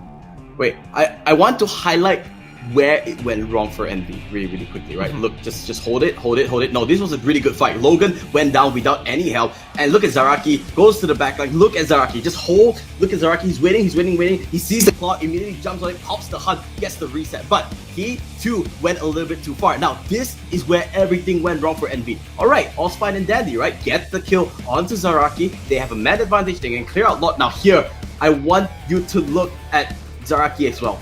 Went to the back line, immediately assassinates the clock. That is the game-changing play. Zaraki, MVP for me. Everyone needs to ban this Natalia against him. Yep, and you know, a lot of, again, NV played that, they played the fight really well. Initially, they were thinking about Zaraki, but once you're in the heat of the moment, you start forgetting about the smaller things that happen, and that's when Zaraki decided to pounce right on top of Qian, and there was nothing much she could do. Like the stun, the silence is a very powerful weapon, especially in Mobile Legends, because not a lot of people can do that. Yep. Well, that's it. The game is all done and dusted. That's only our first series, and the series was insane already, get it? We've got plenty more. We've got 3 more best of 3s coming up for you guys. But those of you at home, we do enjoy you and really appreciate you whenever you come over to our stream here at the MPL MYSG Season 5. So, here is your code down below. It's going to be read out SKRQY36XGBDP22677. Okay, that's not a bad time. Are you ready? All right, here we go. That's the bar. SKRQY36XGBDQ22677.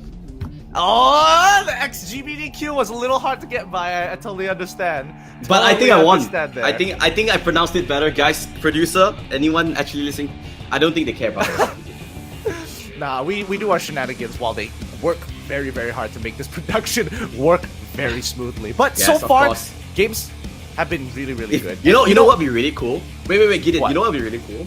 Everyone, if anyone actually listens to this like post game kind of chat, everyone type "thank Mr. Producer" in chat, or at least like Thank even if Mr. one Pro- person types. You that, know what? Yeah. I like that. I like that. Those are If those we who get are one watching person this on to that type platform. it, I'll be extremely happy. But with that being said, we are gonna go to a really short break. Next time around, we have RSG, the top seed themselves, going up against Axis Esports. Axis Esports really need those wins because they're dangerously low in their stats. Oh, you didn't. Don't worry, my feed froze up a little bit there, but I'm already back in. I definitely was worried for half a second, like, oh boy, did I disconnect? I really hope I don't. But you know what? Yeah, it is true. We've got plenty more games up and running for you guys. Yeah. So Maybe I need to program the code into it. Run outro.exe, Gideon. run the outro. Okay, got it. Code. And sounds good. We're gonna go on a short break. When we come back, more MLBB action. This is Getting Q. This is Matthew. We'll be right back.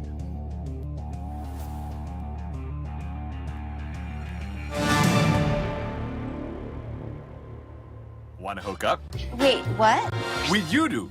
Being with Yudu is like customizing your car exactly the way you want it. Imagine doing that to your mobile plan. Anywhere, anytime.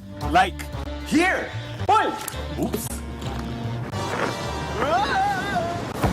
And even when you're in bed. Wait, what? Yes, just download the Yudu app and customize your mobile plan exactly the way you want it.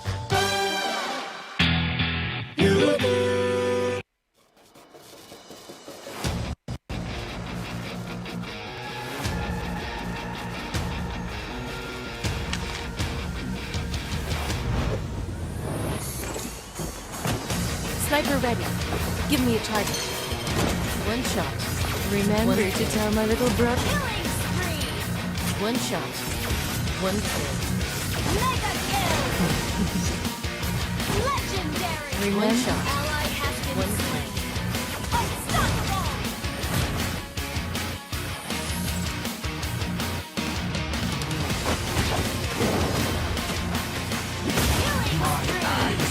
Killing spree!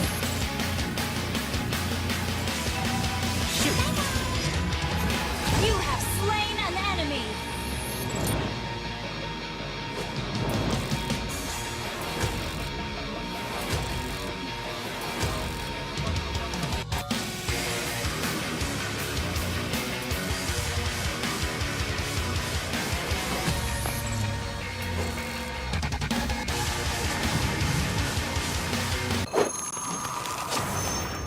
Download for free. Mobile Legends Bang Bang.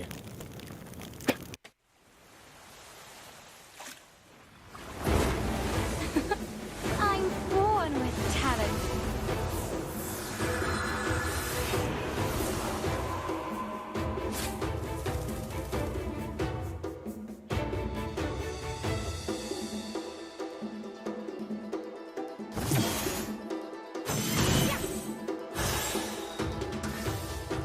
Dance for me!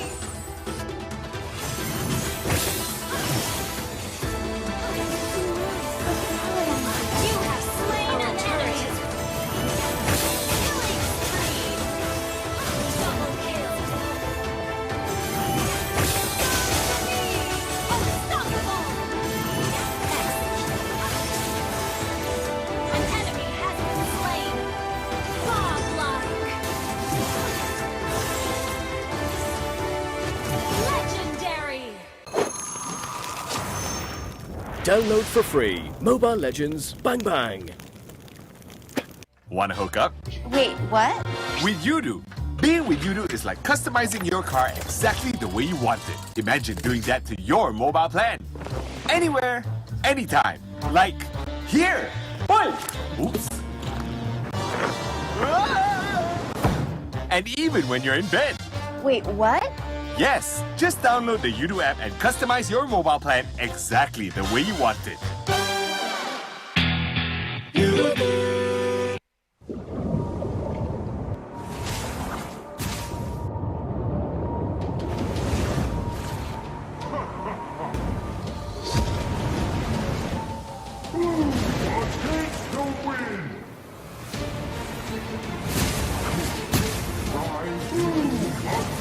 You have slain an enemy. Double kill. Triple kill.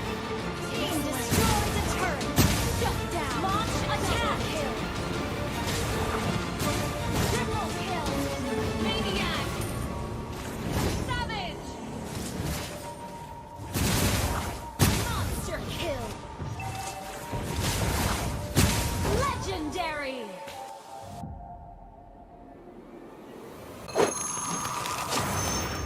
Download for free. Mobile Legends Bang Bang. Wanna hook up? Wait, what? With Udo. Being with Udo is like customizing your car exactly the way you want it. Imagine doing that to your mobile plan. Anywhere, anytime. Like here. Oops. And even when you're in bed. Wait, what? Yes, just download the Udo app and customize your mobile plan exactly the way you want it.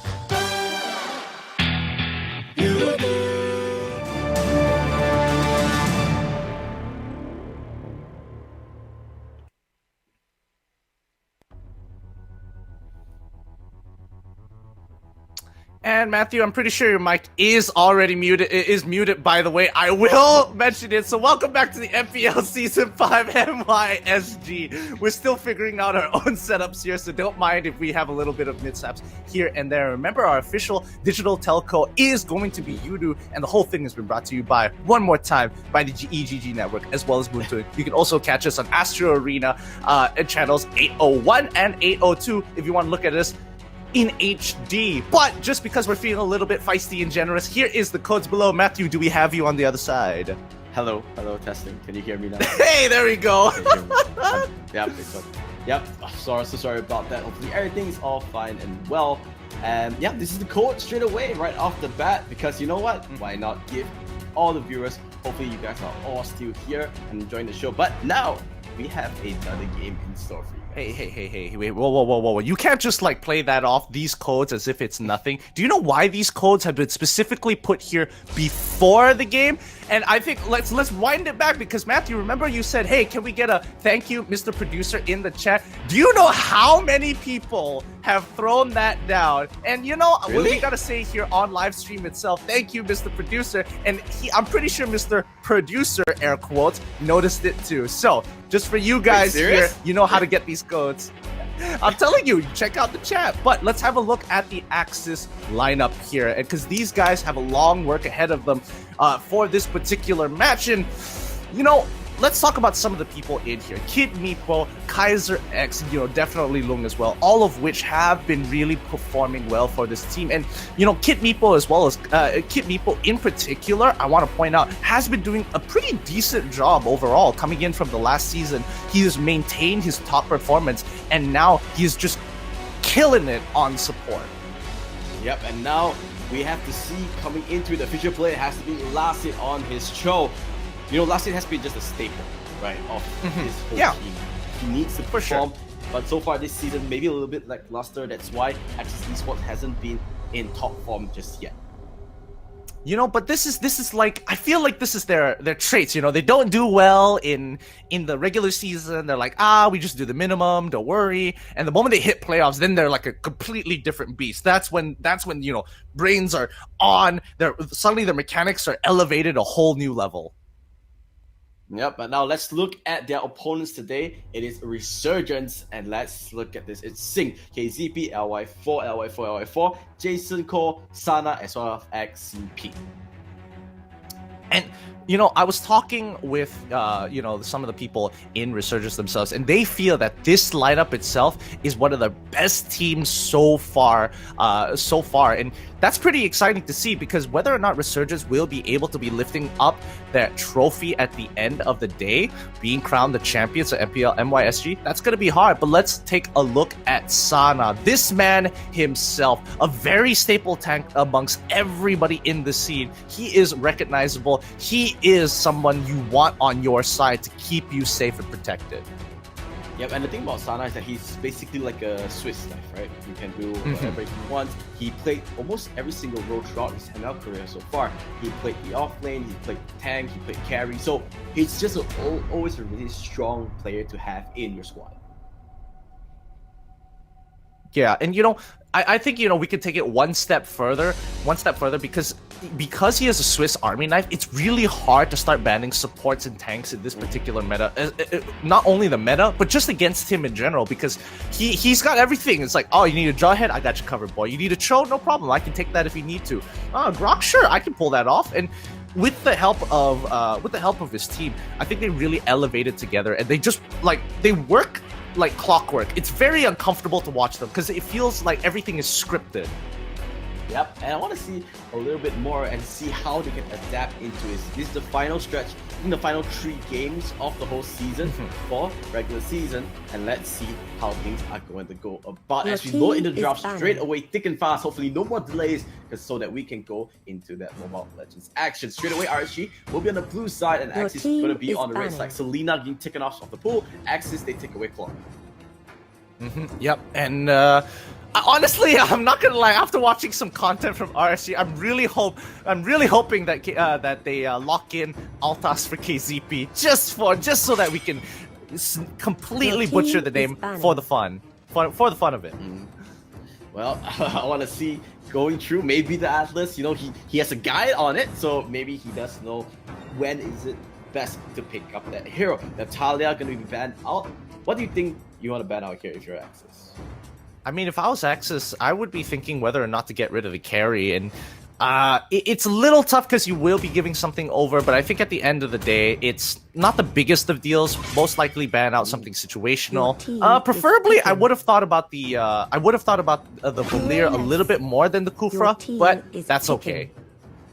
Straight away, they take the Kufra out and about, and then they will insta-lock that Uranus. What do you think about that?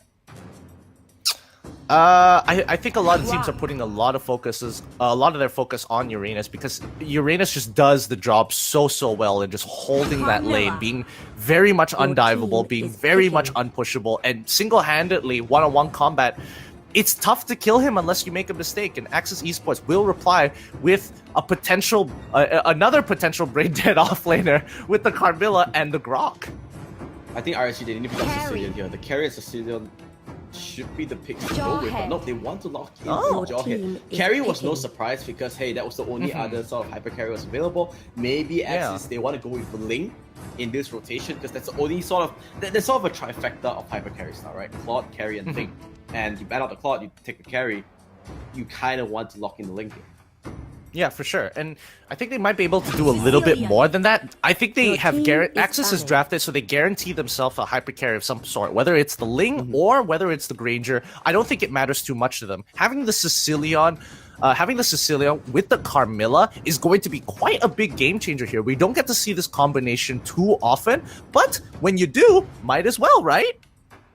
Oh, interesting how things are going to go about. The ban going to be the Ling, so they do take it off. Only the Granger still available, like you mentioned. Well, let's see how far they want to kind of go with this. Yep, the Ling has been banned out. Definitely understandable. So it looks like it's going to be a little bit more standard between both of the teams.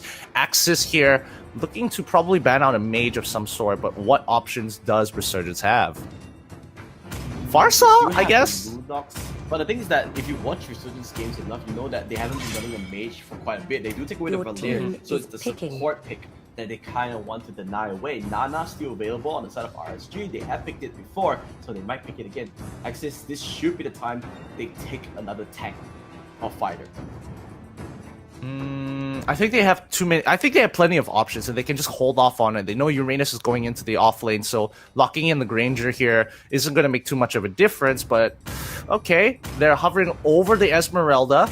I'm kind of on the fence on this one, but especially when you're up against the Uranus, it's such a great pick. But if it's going to get, if Resurgence wants to punish it, it's going to be tough. You're gonna get, oh, is it going to be Altas? It's gonna be Altas. Say it right. Yeah. So KZP gonna get his signature hero, Farsa. Gonna be hovered over by Jason as well. That's the magic damage that they need, and they have a lot of crowd control coming Farsa. in. Now, the real question is, what Your is Axis gonna team lock is in here picking. as their hyper carry? Granger's on the table. If they really want to go for something more split pushy, they can take the Hayabusa if they wanted to, but I don't think it fits in their comp at all at this point. It's a tough one. It's a tough one because I think as of right now, Resurgence has a really strong Farsa lineup, especially once they bring in the more crowd control capability type heroes, like especially the Atlas. Like Atlas makes this comp work so well, and when you combo it with the Farsa, the Feather Airstrike with Fatal Links is just free damage. They take the Kimi, something that we didn't really take into account. I think he's gonna run with the Purify as well, make sure some extra sort of defensive abilities. It's gonna be quite interesting to see. Now, Gideon, both teams have locked in their lineups. What do you think? Honestly, I'm liking the Resurgence lineups a lot more, but Axis, they're coming prepared with their battle spells. But we're gonna have to wait and see. Let's have a look at what these teams have to say to each other. Marizi, your fault. Pastikan datang di playoff nanti. Bertemu dengan kami. To Axis, don't worry about us. Worry about yourself first. I think you actually have a very small chance to qualify to the playoffs. So, work hard, work hard. Good luck. Work hard, work hard. Good luck. Yo, dude, LY4, at the end of that, like, I felt such malice. Like, the way he kind of smiled at the end there, that's when you know it's like, yo, dude, yo, that's just mean. Jokes on Axis, man. Jokes on Axis, because, hey, this time, you know, LI4 is actually going to be in playoffs because they've really qualified for it. That's true, but, you know, I can't wait to see how this is going to go out a little bit, in a little bit. Looks like we have been given some information. It's going to jump out to us before we load into the game. Yep, I think there's a slight pause. Hopefully we do get into the game, but I just want to talk a little bit more about the team composition. Kitty, I don't know if you remember, what do you think about Hypercarry Kim in this current meta? Personally, I'm not into it. I'm not the biggest fan of Hypercarry Kimmy because her strongest points are when she hits the mid game, and the earlier stages of the game are going to be dependent on your supports. And at that point in time, you don't have a lot of mobility options, and the problem is that you cannot isolate the targets you want to kill. For example, if you need to take care of the marksman who is a little bit out of position, you can't just select their portrait and auto attack them. You have to hit whatever's in front of you, and because you don't have that option to kind of isolate the targets you want, really kind of downplays her power. Yeah, I think the Atlas pick was really smart as well, because if he used that perfect match, just go straight into Kimmy, use that fatal link. It's super hard because you cannot lock onto a target. Like you said, just be in his face, tank those auto attacks. That's how you win the game. And better yet, like, even if you do miss with the fatal links with the Atlas at that point in time, he still has devastation, and the devastation slow can set up for potential feathered airstrikes later on. So expect to see a lot of setups and a lot of dependency on the supports in this game for the side of RSG to set up for their back line. Yep, I just want to know how the early game is going to go about. We know that Farsa is a really good late game hero. We know that Carry is a really good late game hero. So you know straight away RSG has won the late game draft. Can they accelerate the early to mid game enough to reach that late game quicker? Because it's going to be on Axis Esports Club to actually push everything through. That I do agree with you, and I think that's totally fair. However, when you have some offlaners playing like the Uranus, you're not necessarily expecting them. If they play the map right, then you know that they're going to split the map in half and focus a lot of their attention on the side that Uranus is not on, because Uranus is acting like a sponge. It just wants to absorb that pressure as much as he can, and if he wants to go above and beyond, maybe proxy the waves to call even more attention to himself. As for the four members, dives are important. That's why they picked the Esmeralda, right? The Esmeralda perfectly counters the Uranus. Sing needs to be careful. However, it's been shown time and time again that Sing is really proficient on this Uranus as well. Yeah, so we're gonna have to just wait and see how this plays out a lot more, because I'm honestly scared. There's a lot of factors that could go wrong for the side of Axis Esports. Yep, early damage coming onto KZP, but he's not gonna mind that. He's just gonna pop that regen and walk away from that, no problems whatsoever. RSG might be looking for an invade. Nah, they're just gonna basically cut the map in half. Yeah, and this is what we wanted them to do from the beginning. They want to make sure that they're isolated up in that top side of the map, making sure that Esmeralda is just left alone with the Uranus without any kind of punishment. And maybe they could look to make a play down bot side and really hurt the Jawhead, who is susceptible to the ganks.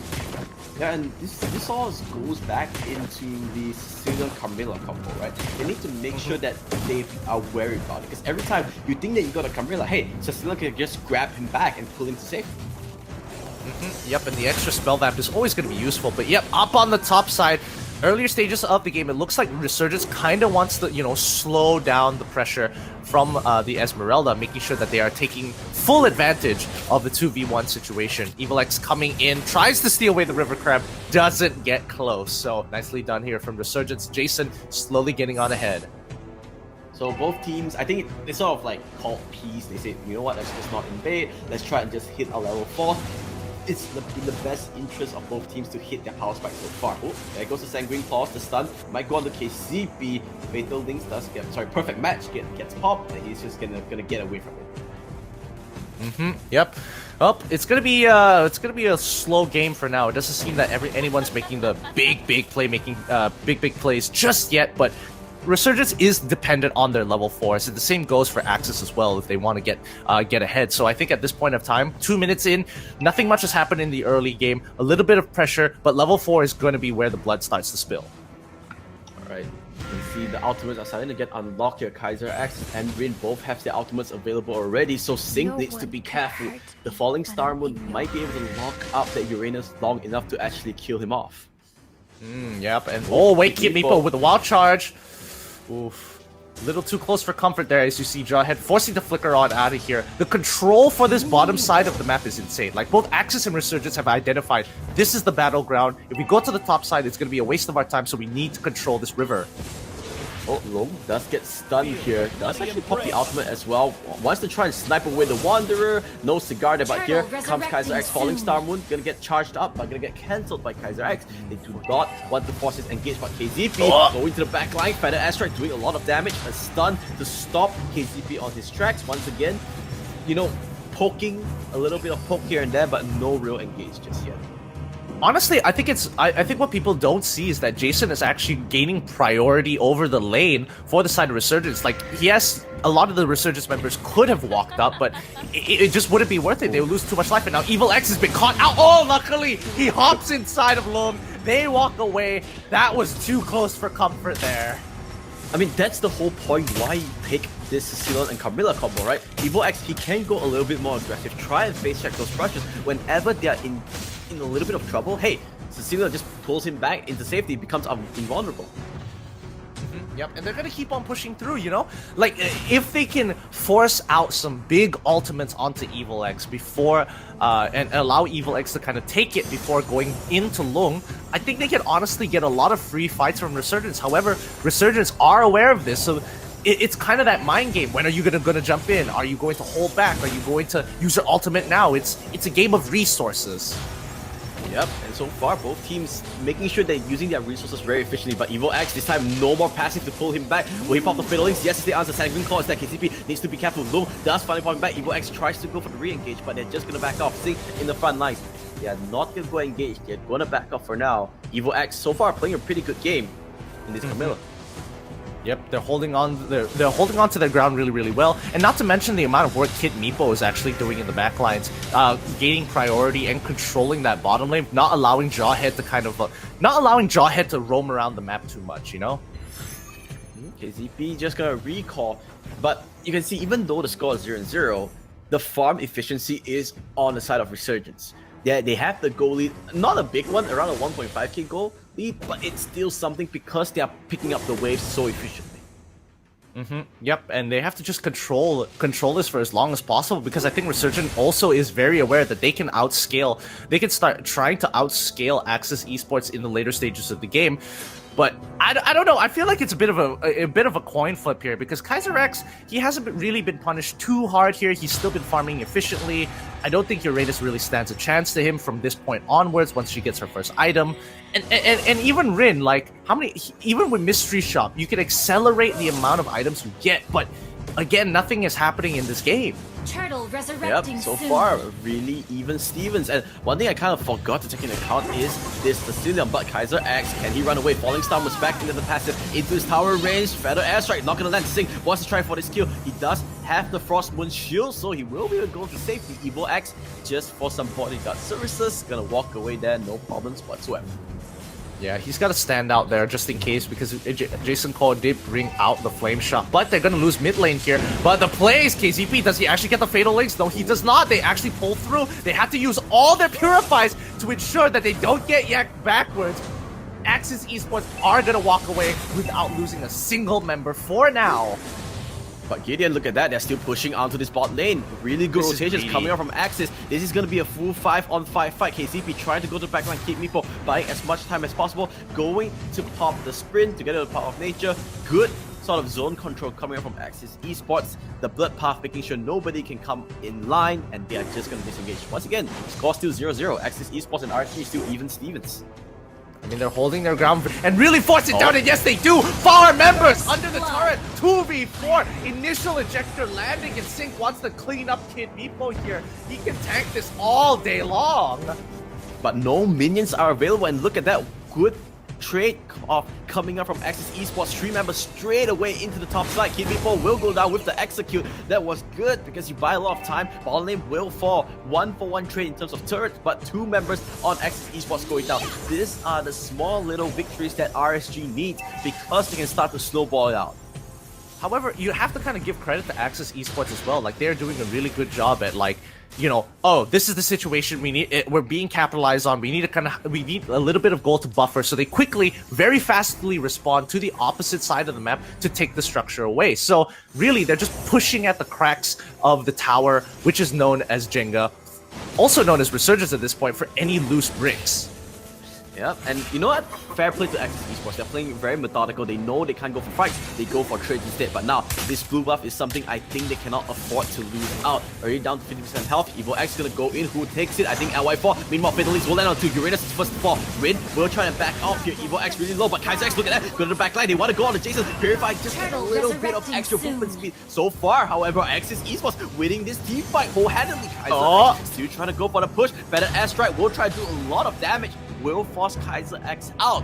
However, they get the blue buff and they get 2 kills in the process. Good play coming up from Axis Esports. Yep, and this is what I was talking about. Axis is slowly feeling up away this Jenga tower, looking for all the weaker, looser blocks, and when they find it, they capitalize on it very, very well. So Turtle is going to be the next profit margin being earned by Axis Esports, and now the game kind of has shifted in dynamic. A lot of it they have to worry about is Jason Cole, and that's where Kaiser X comes in tough. That's Falling Star Moon. It does clip Jason a little bit, but with the help of Sicilian, they disengage. It's all about LY4, honestly speaking. They need their hyper carry to just pop off. You can see he's 1-1-0. He's level 14 already. He has that flicker as well just to be extra careful. So far, things are okay for Resurgence, but Axis Esports not going down without a fight. Yep, they're just gonna hold on to that ground until LY4 comes online, and we know what it's like when LY4 of all people comes online. He does not stop. So Axis are put in this tough position, you know. They have to make a decision. Okay, I have to be proactive, but I can't afford to lose fights, yet somehow stop LY4 from scaling. That in itself is a very difficult position to come back from. Well, you can see Kaiser X, he has reached that place where he's super confident that he can 1v1 this Uranus. He just tries to charge the Falling Star Moon, and Sing just has to back off. Sing really low. Rin tries to go for the assassination. However, they don't get anything. Sing still staying alive for relatively long. Should be able to at least defend a little bit. Here comes the rest of RSG. However, Kaiser X needs to be careful. Does have the Frostmoon shield. Will be able to at least get away from himself. They trade the turrets once again. Axis Esports doing what they need. Yeah, this is smart. Kaiser X using his ultimate as well to kind of clear out the waves as fast as possible. He's going to chase Sana for half a second before rotating down to the bot lane and catching that wave too. So they're being very proficient with their movements. They're not taking the buffs just yet. They know that maybe Resurgence wants to contest for it, so it is a bit of a hot zone. So they protected the blue pretty well, and now Rin has one mystery shop as well. I think he has at least 3 or 4 items. Ooh, that is extremely painful. Soon. I'm telling you, they're going to need flex tape because that is some damage. Yeah, the explosive charge needs to be looked at least so they don't get out of hand. Meanwhile, both side lanes of Resurgence Access Esports doing the defense duties. They need Esmeralda to jump onto Sync here. Yep, and that's kind of the issue. I'm not just Sync, but I think also to kind of like stop Jason Cole from actually using that Feather Airstrike. So I think that would take major priority over everything else, considering the amount of damage he's pumping out. Like, it's ridiculous. So hopefully Axis finds an angle here. Sanguine Claws just trying to bait things out. Lord has finally spawned. Relatively low kill score game. This is all about the macro decisions. Sing trying to proxy the wave. KCP does find Lung. Lung needs to be careful. Where's the Fatal Links? He does have Purify. Will Purify it out. And he does get into safety for now. Yeah, again, KZP just hasn't been able to find any of these big catches because of that Purify. They've been using it very cost efficiently as well. So now, I don't think Axis Esports wants to make too bold of a move here, unless, you know, Lord is being at risk. Then I guess they don't have a choice. Yeah, but Lord is just going down so quickly before they can even come into the vicinity. Lord has already gone down. RSG pulling a fast one off Axis Esports here. Yeah, looks like Axis was a little bit slow, but at least Resurgence, they played their defense slow. They slowly let their tanks and supports kind of trickle down in towards the Lord pit. And Axis Esports are very aware of the tanks and supports, so they are keeping their distance the entirety of the way. And if you look at the itemization, LY4 already has 5 items. On the other hand, Kimmy is he still has that mask, and he needs to catch up a little bit. You can see he's a little bit far behind in terms of the gold itemizations. Yep, but how long is this stalemate going to be? Resurgence are hitting critical mass here. The rest of their team is coming towards full build. LY4 is very, very close to his full build, and the same can be said for Jason as well. So Axis, they're running out of time. They want to go for this Esmeralda, and with that carry shoot making quick work here. Immediately falling Starwood onto Jason. They want to kill off Jason. Jason, one sliver of health. He managed to stay alive. Sanguine Claws does pull up LY4, but with the help of the rest of his team, he's just going to back off. Very big catch there. Remember, they used all their ultimates here, so Axis Esports could actually look to force a 4v5 if they have to, knowing that they don't have their big ticket ultimates. Yeah, but the one good thing is that, hey, they managed to clear out Lord. They didn't lose any inhibitors, but you can see that Golid is slowly but surely extending. Sing forced to pop that ultimate just to get away for now, and this is just going to reset entirely again. Yep. 7 more K until they catch up here. Again, Jason Cole with the Oppression Feathered Airstrike, making sure that they can't really walk and take the waves without taking some form of punishment. But the gold lead isn't going to matter. That Lord push was what Resurgence needed to at least break an inhibitor. And since they didn't get it, now Axis has a chance to actually scale for themselves. Like their hyper carries will start getting some big ticket items. Kaiser X, he was 1v4, yet he brought Jason to 50% of his HP with his current items. That can easily change in the next 2 minutes. Yep, and now they're just waiting. KZP here, he has the Immortality together with the Athena Shield, so it's going to be one heartbreak to follow. Meanwhile, Sing needs to be careful. Does have the does have the ultimate, so he will be safe for now. Kaiser X trying to be in the thick of things. Oh, he does push off the Grok. Keep Meepo might be first to fall. Does have the Immortality. Wild Charge is still active, however. He falls out. RSG, however, really low as well. They need to back out for now, and they do the disciplined move, and they walk back instead. They're going to be walking back for quite a bit here. Resurgence keeping their foot right next to the door. The moment Axis opens the door, even slightly, you just know Resurgence will come crawling through. Another 70 more seconds until Lord comes back up, and that's what Resurgence honestly is waiting for, their win condition. and they're just playing these slow, methodical games. LY4 Windtalker already picked up. Sing, he's really hard to kill. Super tanky. Athena shields on both of their tanks. If you look at the itemization, LY4 already 13k gold net worth, where Kimmy, she's only 10k. Now, because of Mystery Shop, she has max items already, but she needs to make something happen. Yeah, and it's gonna be it's gonna be tough all around. Like the members that she has to cut through, both Atlas as well as the Uranus, are very tanky, and they have itemized against magic. They have itemized against magic damage. So, again, Kimmy is just becoming less and less useful as this game goes by. She needs to get on those primary targets. She needs to get damage on Jason and LY4, and arguably Sana as well. And Arch is going to reach a point of time where the tanks are just unkillable, right? Because Rin on Kimmy is not really a well-known tank killer, he's building mage items as well, so it's going to be quite hard to melt things through. And if you look, both tanks has those Athena shields, so it's going to be really hard to melt them through. Soon. What in the world? Wait, how did K? Huh? I guess we didn't see it's just a KCP visual leave bug. the mech. Yeah, it's just a visual bug. I just thought he teleported. I was like, what just happened? No worries. It's just But a yeah, visual bug. Resurgence. No. And now they pick up the Litho Wanderer as well, just to bring. Look at KZP. He is just a one-man army. He's literally taking a lot more damage than he should. And the same can be said about Sync. Like Uranus doesn't feel a thing. KaiserX, you need to look at KaiserX. Esmeralda going for the big flag. He has the potential to just change this game entirely if he can get the carry. But no, he's going for the wrong target instead. Oh, the flame shot comes through, and Axis Esports, they need to turn around. They need to retreat. Creep! The fatal links. It lands onto everyone. Wild Charge will try to disengage a little bit. KaiserX trying to run things out. Nobody dies. It was a fancy play, but nobody dies, and everybody manages to walk out. RSG will pick up the